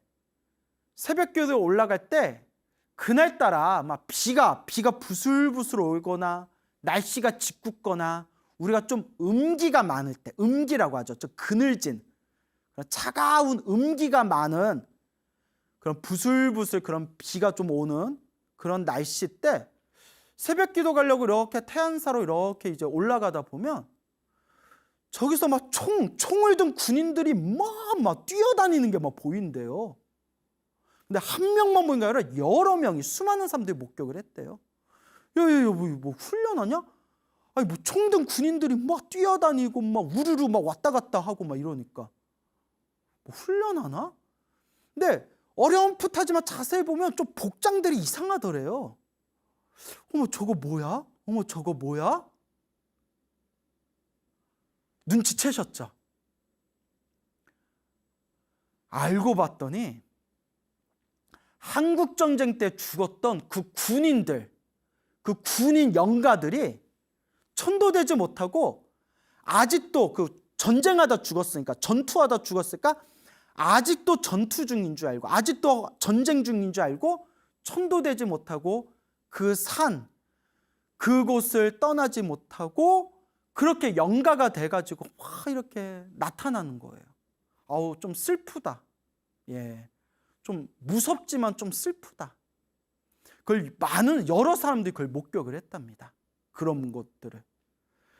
근데 이 청화 스님께서 평생 연불 수행을 하시고 또 청화 스님께서 이 평상시에 영가천도에 대해서 굉장히 조예가 깊으셨대요.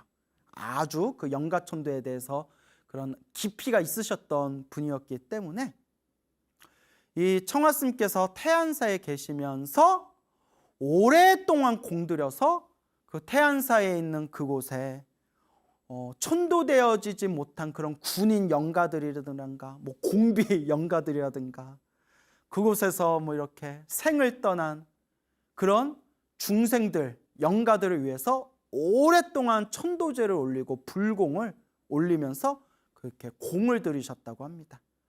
그래서 그런가 이제 청화 스님께서 그곳에서 오랫동안 주석하시면서 점점 그런 산에서 그런 군인들이 뛰어다니는 그런 영가들이 보이는 현상이 점점 줄어들면서 이제 지금은 안 나타난다고 하니까 이제 여러분들은 걱정 없으셔도 되겠습니다. 그래서 저도 건너들은 얘기인데 그런 얘기를 들으면서 야, 이걸 뭐 믿어야 되나 말아야 되나 싶지만 보이지 않는 그런 영적인 세계가 또 있기는 있는 것 같습니다. 고창에 도소람이라는 지장보살 도량이 있습니다. 그래서 고창에 도소람의 내원궁이라는 법당이 있거든요. 아마 이제 사찰 성지순례 많이 다니신 분들은 다 아는 유명한 사찰이 되겠습니다. 그 도소람 내원궁에 오래전에 아주 불심이 깊은 그런 보살님이 계셨다고 합니다. 그 여성 불자님이 계셨는데 이 불자님께서 원래는 불교에 대해서 전혀 관심도 없고 불교가 무엇인지도 잘 몰랐대요. 근데 이 불자님이 남편이 먼저 세상을 떠났는데 남편분께서 뭐 한이 많으셨는지 자꾸 남편분이 꿈속에서 자꾸 나타나는 거예요. 남편분이 매일매일 항상 꿈속에 나타나면서 자꾸 주변 일들이 뒤숭숭하고 꿈자리도 안 좋고 주변 일들도 뒤숭숭하고 죽은 남편이 항상 꿈속에 나타나니까 너무나 힘들고 답답해서 굿도 크게 하셨대요. 아주 굿도 크게 하셨지만 전혀 효과가 없었대요. 그렇죠, 여러분. 뭐 제사 한 번 지내고 굿 한 번 지냈다고 모든 일이 술술 풀리면 이 세상에 그런 일로 괴로울 사람들이 누가 있겠어요. 근데 이게 전생의 어변이 강하면 업보가 깊으면 이런 게 뭐 한두 번에 해결될 일이 아니에요. 그래서 이제 괴로움에 이렇게 지치고 지친 나머지 이제 모든 걸 다 내려놓고 도소람 내원궁에 오셔가지고 그곳에서 간절히 기도 생활을 시작하셨대요. 그래도 이렇게 부처님의 가르침을 만나서 기도를 할 수 있었다는 것은 그래도 이 불자님이 전생에 착할선 뿌리건 전생에 지어놓은 착한 뿌리가 있었기 때문에 그래도 이 부처님 법을 만난 겁니다. 그 내원궁에서 3년 동안 정말 간절하게 3년 동안 기도를 하셨대요. 그래서 주변에 기도 오신 분들이 다들 깜짝 놀랄 정도로 옆에서 기도 오신 분들 옆에서 보면 다들 입을 떡 벌리고 깜짝 놀랄 정도로 그렇게 지극정성 기도를 하셨대요. 그렇게 몇 년? 3년을 넘게 기도를 하셨는데 생생한 꿈을 꾸셨대요. 꿈속에 그 냇가가 있는데 그 맑고 깨끗하고 투명한 냇가에 막 물고기들이 막 수두룩하더래요. 그래서 그 뜰채 있죠, 뜰채로 물고기를 건져가지고 다시 풀어주고 물고기를 건져서 다시 풀어주고 물고기를 건지면서 다시 풀어주는 꿈. 그러니까 하염없이 그 맑은 냇가에서 물고기를 뜰채로 떠서 다시 풀어주는 그걸 반복하는 그 생생한 꿈을 딱 꾸고 깨었대요. 그래서 이게 무슨 꿈인가 하고 기도를 많이 하신 스님께 여쭤보니까 우리 보살님 영가천도 참 잘했네. 수많은 영가들을 다 그렇게 천도했네 라고 얘기하시더래요. 아니나 다를까 그 꿈을 꾸고 나서 다시는 남편이 꿈에 나타나지 않았다고 합니다. 참 묘하죠.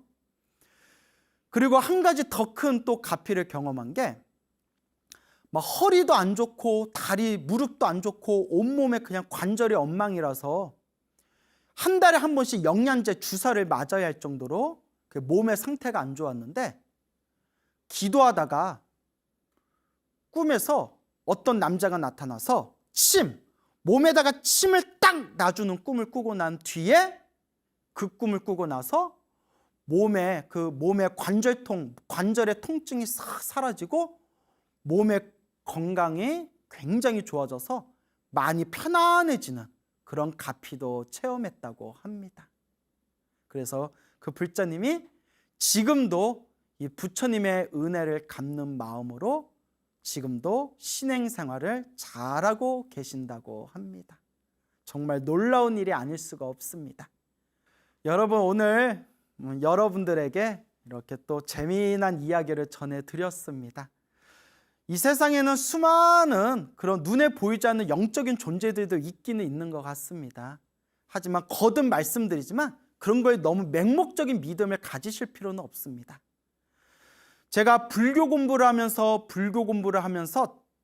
제가 체험하고 확신을 가진 것이 하나 있습니다. 그것은 바로 천도 중에서 최고의 천도는 바로 염불입니다. 밖으로 무언가에 의지해서 거기에 기원하는 것이 아니라 내가 내 마음을 닦는 마음으로, 내 공덕을 닦는 마음으로 열심히 꾸준히 염불하신다면 내 염불 공덕의 가피로 내 주변에 있는 인연 있는 영가들도 모두 다 좋은 곳으로 갈 수가 있을 겁니다. 항상 염불하고 마음의 공덕을 닦는 마음으로 그렇게 부처님의 가르침을 잘 닦는 불자들이 되시기 바랍니다. 여러분, 행복해지고 싶습니까? 행복한 삶을 창조하고 싶습니까? 복을 지으십시오. 선업을 지으십시오. 공덕을 쌓으십시오. 복과 선업과 공덕의 힘이 여러분들을 진정한 행복의 길로 이끌어 줄 것입니다. 여러분, 성불하십시오.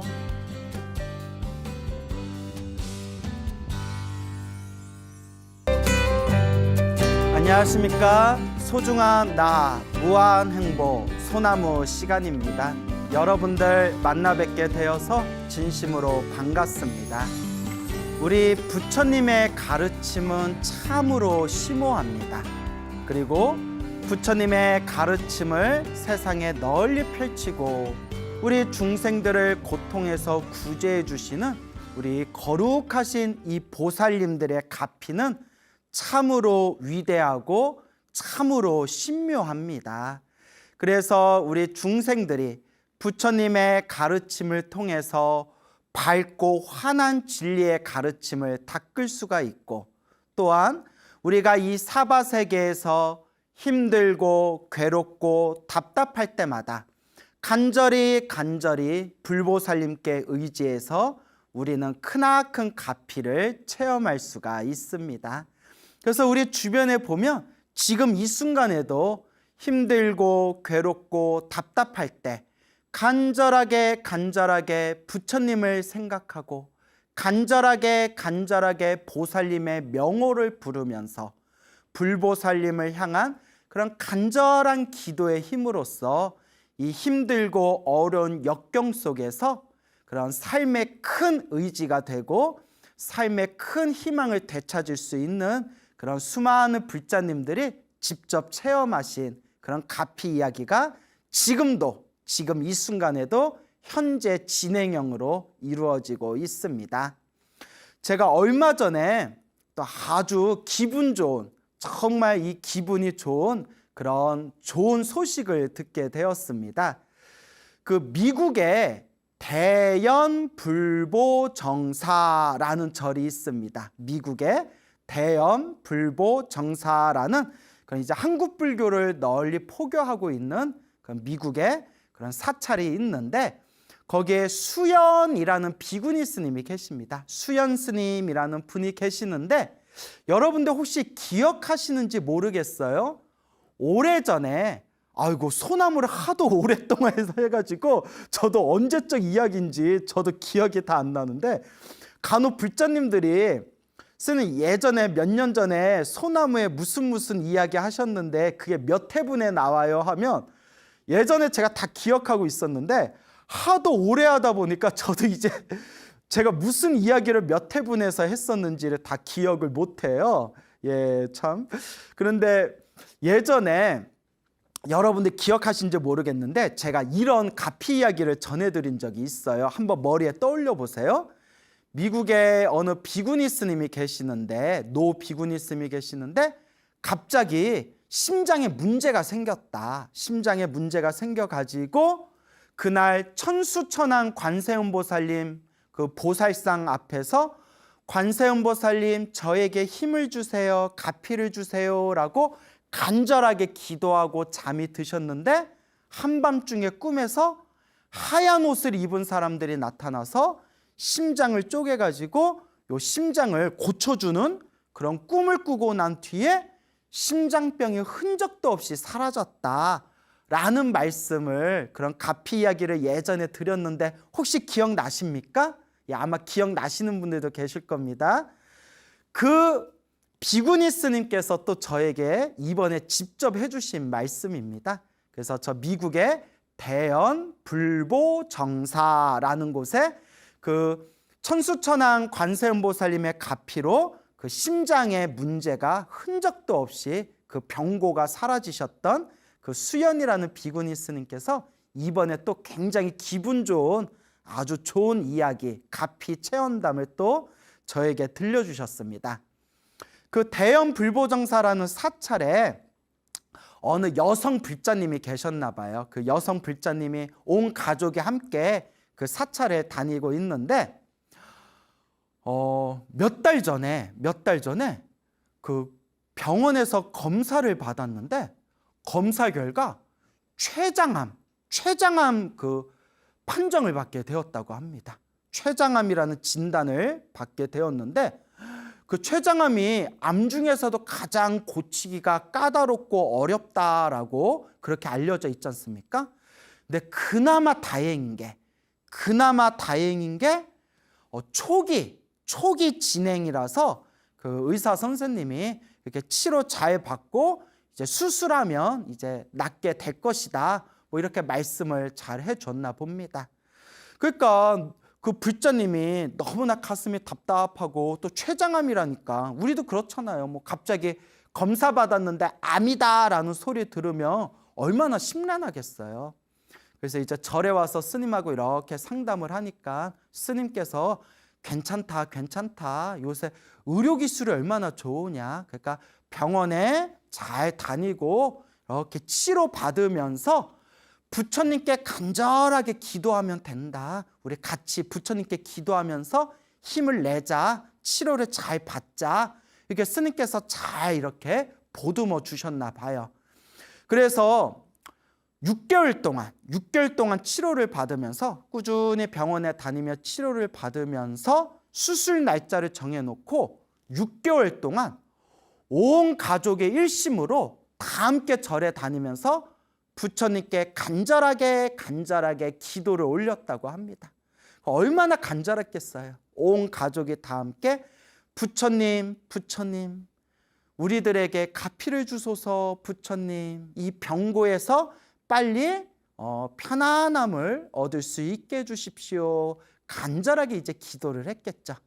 그렇게 이제 6개월의 시간이 지났는데 이제 기도를 하면서 6개월의 시간이 지나서 원래 올해 3월 초에 수술을 받기로 했었대요. 3월 초에 수술을 받기로 했어가지고 2월 21일 날 수술 받기 전에 마지막 이제 정밀 검진을 받았답니다. 뭐 엑스레이도 찍고 CT도 찍고 이제 마지막 그 암 종양의 상태가 어떤지 병원에서 3월 초에 수술을 받기로 해놓고 2월 말에 그 정밀 검진을 딱 받았는데 의사 선생님이 환하게 웃으면서 기적입니다 이러더래요. 기적입니다. 그러니까 미국 사람이니까, 의사가 미국 사람이니까 영어로 했겠죠. 미라클 이랬겠죠. 제가 아는 단어가 그거밖에 없어서 기적입니다 라고 제가 깜짝 놀라 하더래요. 그러면서 하는 얘기가 암 덩어리가 흔적도 없이 사라졌습니다. 수술받을 필요 없겠습니다. 암 덩어리가 흔적도 없이 사라졌다. 이런 경우가 흔치 않은데 정말 기적이다. 너무 잘 됐다라는 그런 의사의 말을 듣고 의사가 이거는 거의 완치다. 완치가 된 거나 다름없기 때문에 일단 수술받을 필요가 없습니다. 암 덩어리가 완전히 사라졌습니다. 라는 말을 들으면서 그 불자님이 의사 선생님을 부둥켜 안고 엉엉 울었대요. 너무 고맙고 기쁘고 막 긴장도 탁 풀리니까 막 서러움도 밀려왔겠죠. 너무너무 고맙고 좋아서 의사 선생님을 부둥켜 안고 펑펑 울고 절에 와서 그 기쁜 소식을 스님한테 알려드렸답니다. 스님, 아무리 생각해도 부처님 갚인 것 같습니다. 아무리 생각해도 이 부처님께서 가피를 주신 것 같습니다. 라는 정말 그런 기분 좋은 소식이 그렇게 오래 있었던 그런 이야기가 되겠습니다. 그래서 이 대연 불보정사에 계시는 우리 수연 스님께서 이렇게 정말 아름다운 정말 기분 좋은 이야기를 들려주셨습니다. 이와 같이 우리가 인생을 살다 보면 좋은 일만 있을 수가 없습니다. 그렇지 않습니까? 인생 살다 보면 힘들 때도 있고 괴로울 때도 있고 인생이라는 게 오르막길도 있고 내리막길도 있고 또 평탄한 길이 있다가 또 가시밭길이 펼쳐질 때도 있고 우리가 인생을 살면서 인생을 내 마음대로 통제할 수 있다. 인생을 내 마음대로 좌지우지할 수 있다라는 거야말로 중생의 가장 큰 망상이라고 했습니다. 한 치 앞도 알 수 없는 것이 바로 우리 중생들의 인생이라는 길이다. 그래서 이 인생이라는 이 한 치 앞도 알 수 없는 길을 걸어 나가면서 힘들고 괴롭고 답답할 때 마땅히 불자라면 진정한 부처님의 제자라면 항상 이 힘들고 어려운 가시밭길 속에서 간절하게 부처님을 생각하고 간절하게 염불하고 기도하면서 부처님께 의지해라. 이와 같은 부처님과 이와 같은 수많은 보살님들이 알게 모르게 있는 듯 없는 듯 마치 그림자가 따라다니듯이 은은하게 우리를 보호하고 우리를 지켜주실 것이다 라는 그런 확신을 가지시기 바랍니다. 또 오늘 여러분들께 아주 재미난 이야기를 제가 또 준비해 왔습니다. 어느 이제 비구니 스님의 정말 소설같이 믿기 힘든, 믿기 어려운 어느 비구니 스님의 그런 관세음 보살님의 가피 체험담을 제가 이제 우연히 접하게 되고 이 가피 이야기를 우리 불자님들에게 소나무 우리 팬분들에게 이 소중한 이야기를 들려드리며 우리 불자님들 신행생활에 참 큰 도움이 되겠다라는 생각이 들어서 오늘 여러분들을 위해서 그런 아주 재미난 소중한 가피 이야기를 제가 준비해 왔습니다. 우리 비구니 스님 중에 그 30년이 넘게 교도소를 다니면서 그 교도소에 있는 제소자들에게 부처님 가르침을 설법하고 또 부처님의 가르침을 또 널리 전파하신 그런 제소자들을 위한 포교 법회를 30년 넘게 그렇게 꾸준하게 길을 걸어오신 그런 비구니 스님이 계십니다. 그래서 대통령 훈장상까지 받으셨대요. 와, 그 대통령 훈장 받는 게 쉬운 일이 아니지 않습니까? 그 30년 동안 그 거친 환경 속에서 한결같이 교도소에서 그것도 비구니의 몸으로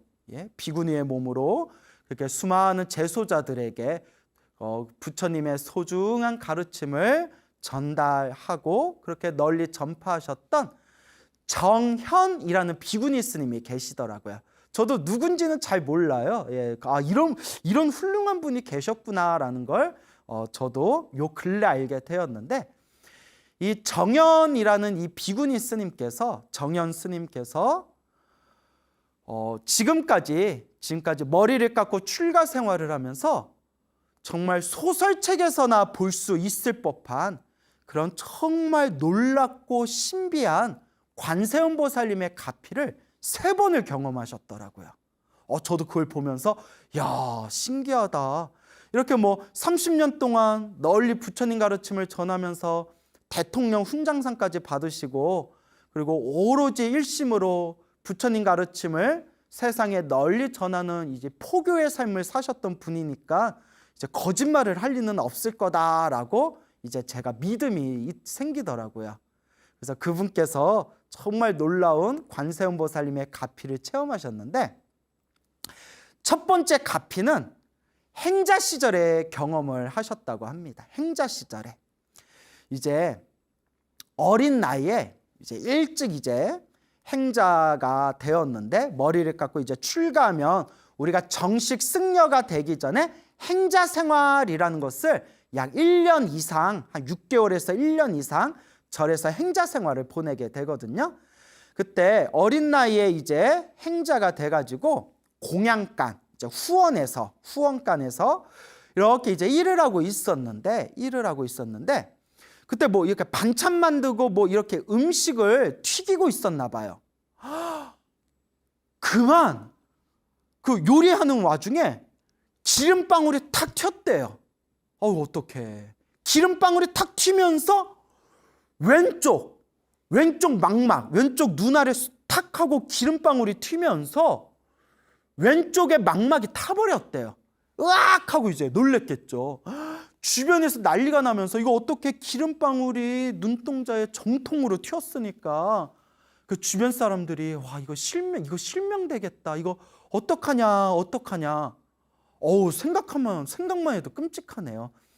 저도 좀 시력이 굉장히 안 좋거든요. 제가 너무 시력이 안 좋아서 그래서 이제 때때로 사람들에게 오해받을 때도 많아요. 오해받을 정도로 이렇게 시력도 많이 안 좋은데, 그래서 저는 제가 눈이 안 좋기 때문에 아마 더 감정이 몰입됐나 봐요.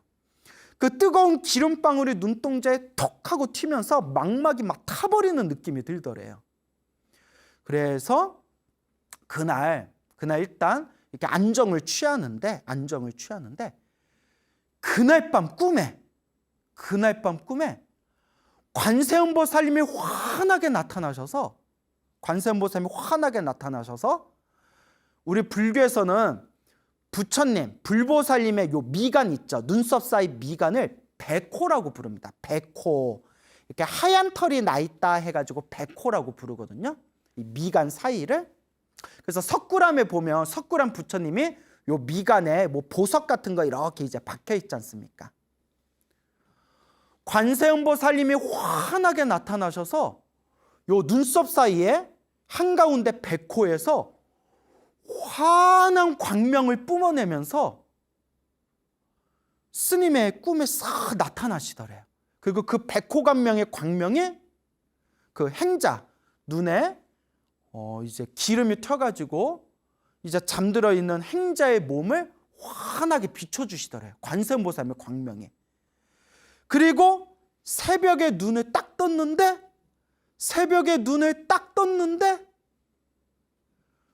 눈이 아무렇지도 않게 완전 정상으로 돌아와 있더래요. 아니 이걸 딴 사람들이 말하면 이거 정말 믿기 힘들 거예요. 예? 그냥 저도 그 스님이 오랫동안 그 교도소를 다니면서 그냥 당신의 모든 걸 다 이렇게 보시하면서 오로지 포교 전법만 해오시던 스님께서 증언하신 말씀이니까 저도 이런 스님이 설마 거짓말 하시겠느냐 이렇게 믿음이 있는 거지. 생각해 보세요. 눈썹에 기름방울이 탁 하고 튀어서 막 망먹이 타버렸는데 꿈에 관세음보살님이 환한 광명으로 나타나셔서 백호에서 광명을 뿜어내셔서 행자의 몸을 비춰주는 꿈을 꾸고 난 뒤에 그 다음날 새벽에 일어나 보니까 눈이 그냥 정상으로 아무렇지도 않게 정상으로 돌아와 있더래요. 이런 얘기를 누가 믿겠어요? 이것도 우리 BTN 우리 불교TV에서도 이렇게 소중한 나 무한행보 소나무에서 이렇게 할 수 있는 얘기지 딴 사람들은 이런 말 들어도 못 믿을 겁니다. 정말 이 부처님과 보살님의 가피는 정말 신묘하구나. 그런데 왜 내 눈은 안 고쳐주시나 라는 마음이 올라오다가 나무아미타불 관세음보살, 나무아미타불 관세음보살. 내가 전생에 눈과 관련된 전생에 지은 큰 업보가 있는데 지금 크게 받을 걸 작게 받고 있나 보구나. 또 이렇게 이제 마음을 돌리는 것이겠죠. 그래서 참으로 신기하다라는 생각이 들었습니다. 그래서 이게 정현 스님의 행자 때 경험한 이제 첫 번째 가피가 되겠습니다. 그리고 또 이제 두 번째 가피가 있습니다. 이 정현 스님이 이제 머리를 깎고 출가해서 1980년대에 경험한 일이라고 합니다. 1980년대 그 울진에 있는 불령사라는 절에서, 울진의 불령사라는 유명한 사찰이 있거든요. 울진에 있는 불령사라는 절에서 한겨울에 이렇게 동안거 수행을 열심히 하고 있던 그때 경험하신 체험담이라고 합니다. 그때 1980년대 울진 불령사에서 한창 공부하고 있을 때 나이가 30을 넘지 않았을 때였대요. 그러니까 한참 젊을 때죠. 20대 중후반 됐겠죠. 채 30이 되지 않았을 때 한참 열심히 공부하는데 어느 날부턴가 머리가 지끈지끈 아프고 막 몸에 열이 오르고 막 몸에 이렇게 열이 오르더래요. 그 온몸이 막 욱신욱신 아프더래요. 그 우리는 뭐 평상시에 뭐 그런 어떤 몸에 좀 안 좋은 그런 상태가 되면 몸살인가 감기 몸살인가 뭐 이렇게 대수롭지 않게 생각하잖아요. 그래서 비구니 스님께서도 그냥 시간 지나면 나아지겠지, 시간 지나면 나아지겠지라고 대수롭지 않게 생각했는데 며칠이 지나도 낫지가 않고 오히려 몸 상태가 더 악화되더래요. 몸의 상태가 더 악화되고 더 힘들더랍니다. 너무 몸이 아프니까 같이 공부하고 수행하는 다른 스님들이 막 걱정이 되는 거예요. 병원 가봐야 되는 거 아니야? 병원에 한번 가봅시다. 몸 상태가 너무 안 좋아 보여. 그래서 이제 스님들의 이제 그런 스님들의 막 이렇게 잔소리에 밀려가지고 이제 병원을 갔대요. 병원에 가서 이제 검진을 받았는데 여러분 우리가 몸이 아프면 빨리빨리 병원에 가야 되는 게 맞아요. 우리 흔히 그런 말 하잖아요. 몸에 병 났을 때 시간 지나면 낫겠지 하다가 더 큰 병을 만든다고. 몸이 좀 아프면 병원 가는 게 좋습니다. 그래서 이제 병원에 갔는데 거기서 이제 정밀검진을 받았겠죠. 충격적인 얘기를 들었대요. 그때 검사를 하신 그 의사 선생님이 하는 이야기가 스님 급성 간염입니다. 지금 상태가 굉장히 안 좋습니다. 지금 상태로 볼 것 같으면 지금 남은 기간이 2달 정도뿐이 안 남았습니다. 그거 완전 시한부죠. 스님 지금 살아봤자 2달 남았습니다. 급성 간염입니다. 지금 빨리 치료 받으셔야 됩니다. 2달밖에 안 남았다라는 이야기를 듣게 됩니다. 급성 간염. 또 그때 1980년대면 지금보다 의학 기술이 훨씬 더 좀 뒤떨어졌을 때 아닙니까? 1980년대면 거의 40년 전이죠? 40년 전이네. 와, 40년 전이네. 강산이 4번이 바뀌던 과거지 않습니까? 의사 선생님이, 의사가 한 얘기가 2달밖에 안 남았다 라는 말에 절에 와가지고 어찌나 마음이 심란한지 누구라도 마음이 막 흔들리겠죠. 생각해 보세요. 광우 스님 안타깝지만 2달밖에 안 남았습니다 하면 제 마음도 얼마나 심란하겠어요. 두 달이요? 어떡하지? 2달. 2달이도 못 벗고 자겠네. 그래가지고 스님이 처음에는 마음에 막 이렇게 방황이 되다가 또 수행하시던 스님이니까 금방 마음을 다 이렇게 정리하고 마음을 탁 다스리면서 딱 이런 생각이 들더랍니다. 그래, 죽더라도 수행하다가 죽자. 죽더라도 부처님께 기도하다 죽자. 까짓거 죽으면 다음 생에 또 태어나면 되지 라는 그 한 생각이 딱 이렇게 일어나더랍니다. 참 수행 열심히 하는 스님들은 뭐가 달라요, 여러분. 그래, 죽을 때 죽더라도 부처님께 기도하고 수행하다 죽자. 수행하다가 죽으면 까짓 거 다음 생에 또 사람 몸 받아서 수행하면 되고, 또 죽기 직전까지 열심히 연불해 가지고 아미타 부처님 극락세계 태어나면 되는 거니까 얼마나 멋있습니까? 그래서 스님이 그때 대중스님들의 허락을 받고 절에서 오로지 이제 참선하면서 화두를 참고하면서 남는 시간에는 오로지 법당에서 하염없이 몇 시간 동안 하염없이 간절하게 관세음보살을 연불했더라. 관세음보살님, 관세음보살, 오직 관세음보살을 연불을 하였더라. 온몸에 살이 그냥 쭉쭉 빠져가지고 완전 가시나무처럼 변했대요. 그 주변에 같이 있던 스님들이 저러다 죽는 거 아니냐, 근데 스님은 이미 죽거나 말거나, 죽을 때 죽더라도 오직 부처님께 기도하겠다, 수행하다 죽겠다. 여러분, 제가 기도가피를 받은 수백 명의 불자님들의 이야기를 이렇게 모아가지고 그 수많은 이야기들을 제가 다 분석하고 통계를 내봤지 않습니까?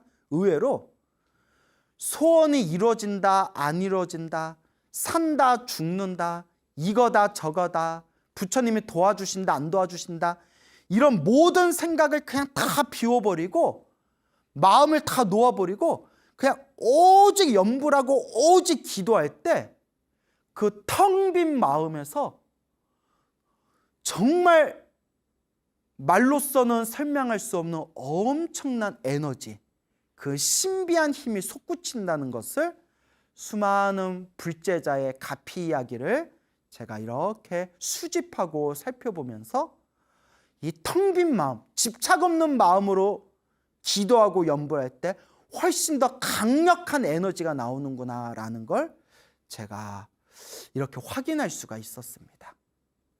그 스님께서도 어차피 2달 후에 죽을 거, 마음에 이제 더 이상 집착이 없었겠죠. 어차피 죽는데, 산다, 죽는다, 죽어도 까짓 거 다음 생에 또 태어나서 수행하면 된다 라는 마음으로 오직 관세음보살 연불했는데, 그렇게 기도를 시작하고 한 달이 훌쩍 지났을 때 호련히 꿈속에서 행자 때 보았던 그 관세음보살님이 또 찬란하게 나타나시더랍니다. 그 관세음보살님이 환한 광명을 일으키면서 그 광명이 자신의 몸을 이렇게 감싸주는 그런 생생한 꿈을 꾸게 됩니다. 그리고 그 꿈을 꾸고 나서 모든 병이 사라지게 되었다라는 그 2번째 가피를 체험하셨다고 합니다. 소름 끼치지 않습니까? 생생하게 이걸 체험한 그 비구니 스님께서 부처님 앞에서 합장하고 이와 같이 발언했다고 합니다. 부처님, 관세음보살님, 감사합니다. 이 은혜 반드시 갚겠습니다. 앞으로 저는 관세음보살님처럼 살겠습니다 라는 원력을 세우셨다고 합니다. 그때 그 체험과 원력과 부처님의 은혜를 갚겠다는 그 마음이 있어서인지 그 거칠고 힘든 환경과 조건과 상황 속에서도, 그렇게 숱한 난관 속에서도 그 거친 교도소를 다니면서 30년이 넘게 재소자들에게 부처님의 법을 전할 수 있었던 거겠죠. 그리고 3번째 가피가 있습니다. 이 스님께서 이제 우연한 계기로 이제 교도소를 다니면서 재소자들을 이제 상대로 이제 부처님 법회를 널리 이제 펼치게 되었는데, 그때 뭐 교도소에 다녀면서 법회하고 뭐 사찰 행정도 보고 뭐 수행도 하고 하시다 보니까 몸에 굉장히 무리가 오셨나 봐요.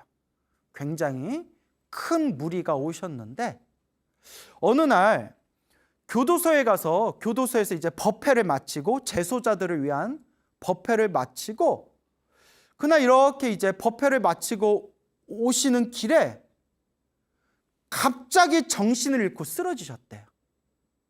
갑자기 이제 정신을 잃고 딱 쓰러지셨는데, 급하게 이제 병원으로 응급실로 이제 실려가게 됩니다. 검사 결과 뇌경색이었던 거예요. 아마 과로였겠죠. 그러면서 그때 의사가, 스님 지금 굉장히 심각한 상황입니다. 아주 심각한 상황입니다 라는 그런 위태로운 그런 상황이었는데, 그때에도 하염없이 간절하게 관세음보살을 염불 했겠죠. 관세음보살, 관세음보살, 관세음보살. 아니나 다를까 꿈에서 또 관세음보살님이 나타나는 꿈을 꾸면서 그때 그 굉장히 위태로웠던 상황이었는데, 그 힘들고 괴로웠던 그 상황을 그 병이 싹 사라지면서 무사하게 넘길 수가 있었다고 합니다.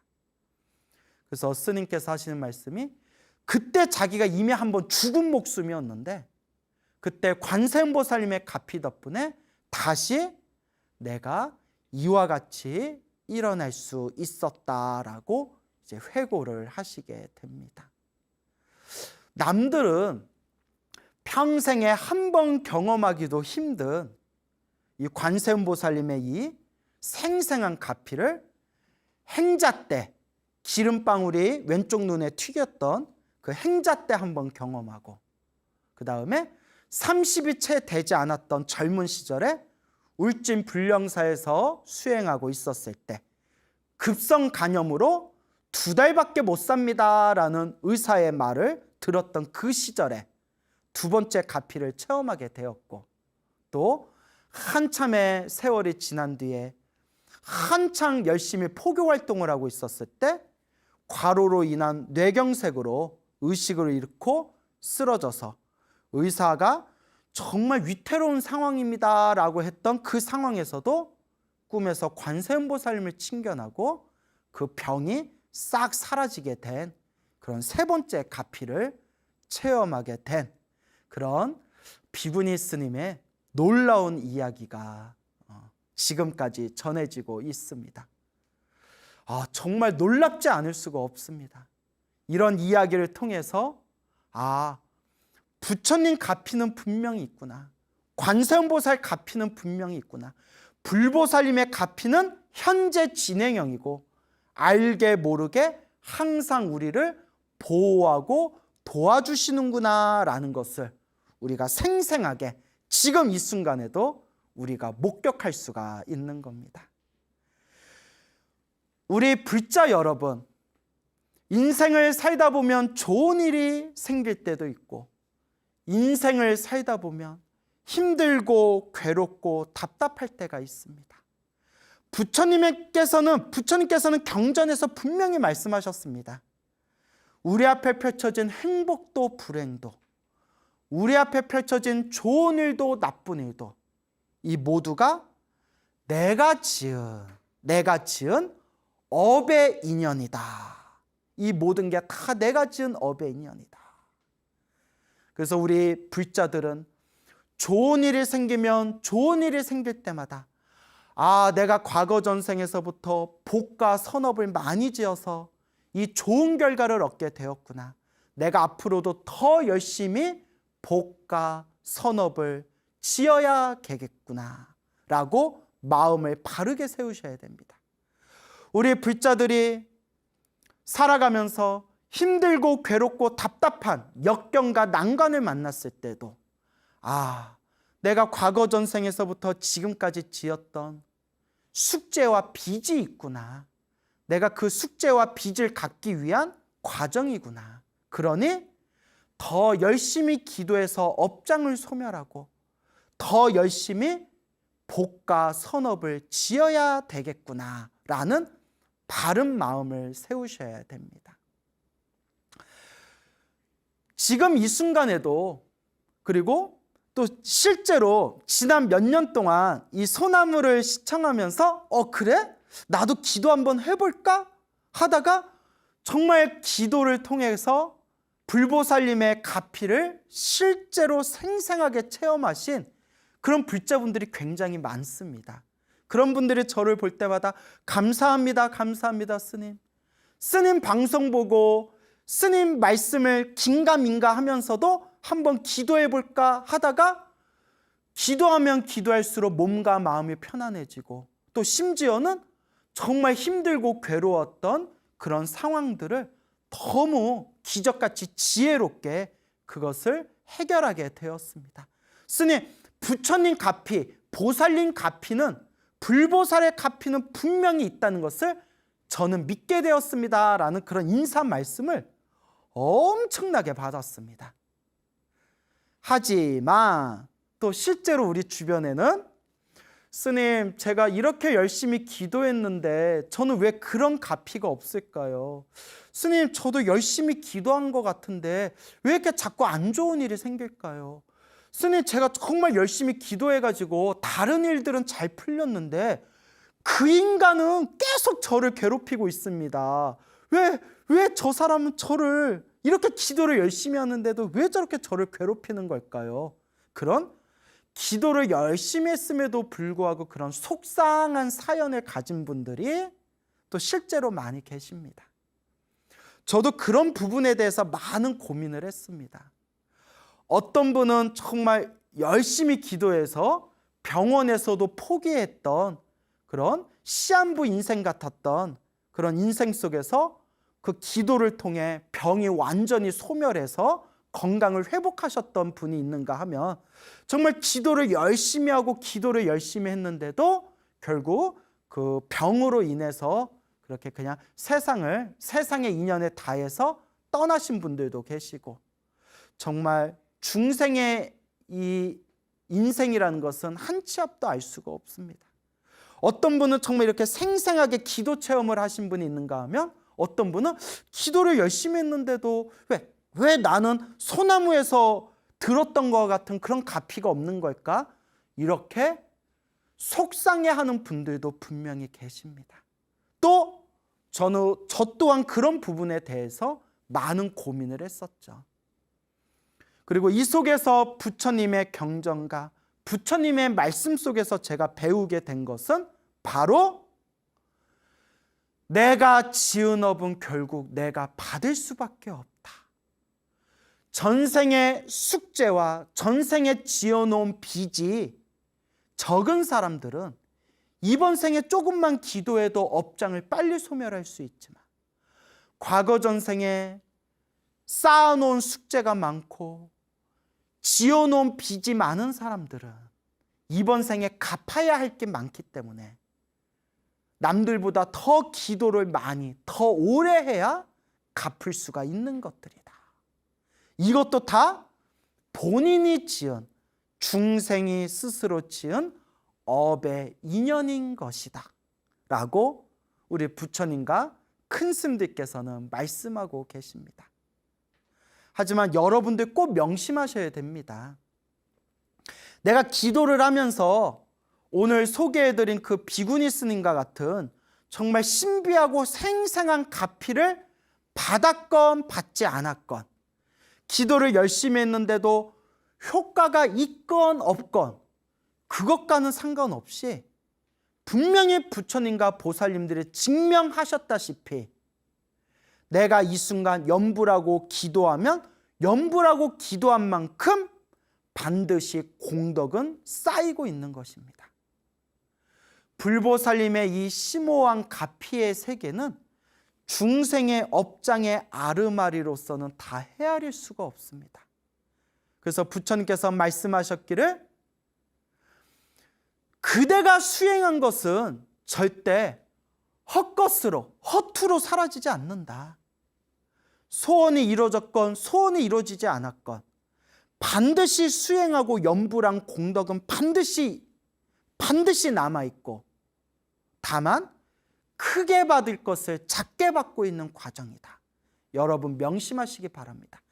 크게 받을 것을 작게 받고 있는 과정이다. 왜?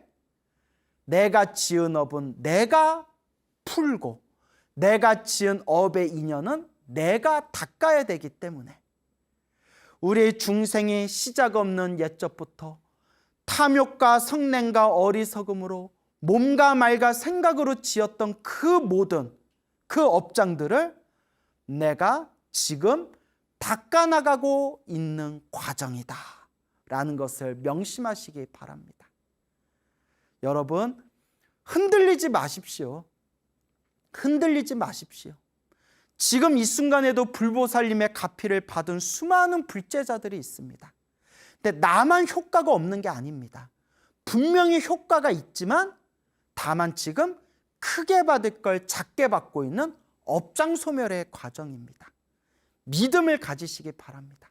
바로 지금 이 순간이 염불하고 기도하고 수행할 때입니다. 여러분, 행복해지고 싶습니까? 행복한 삶을 창조하고 싶습니까? 복을 지으십시오. 선업을 지으십시오. 공덕을 쌓으십시오.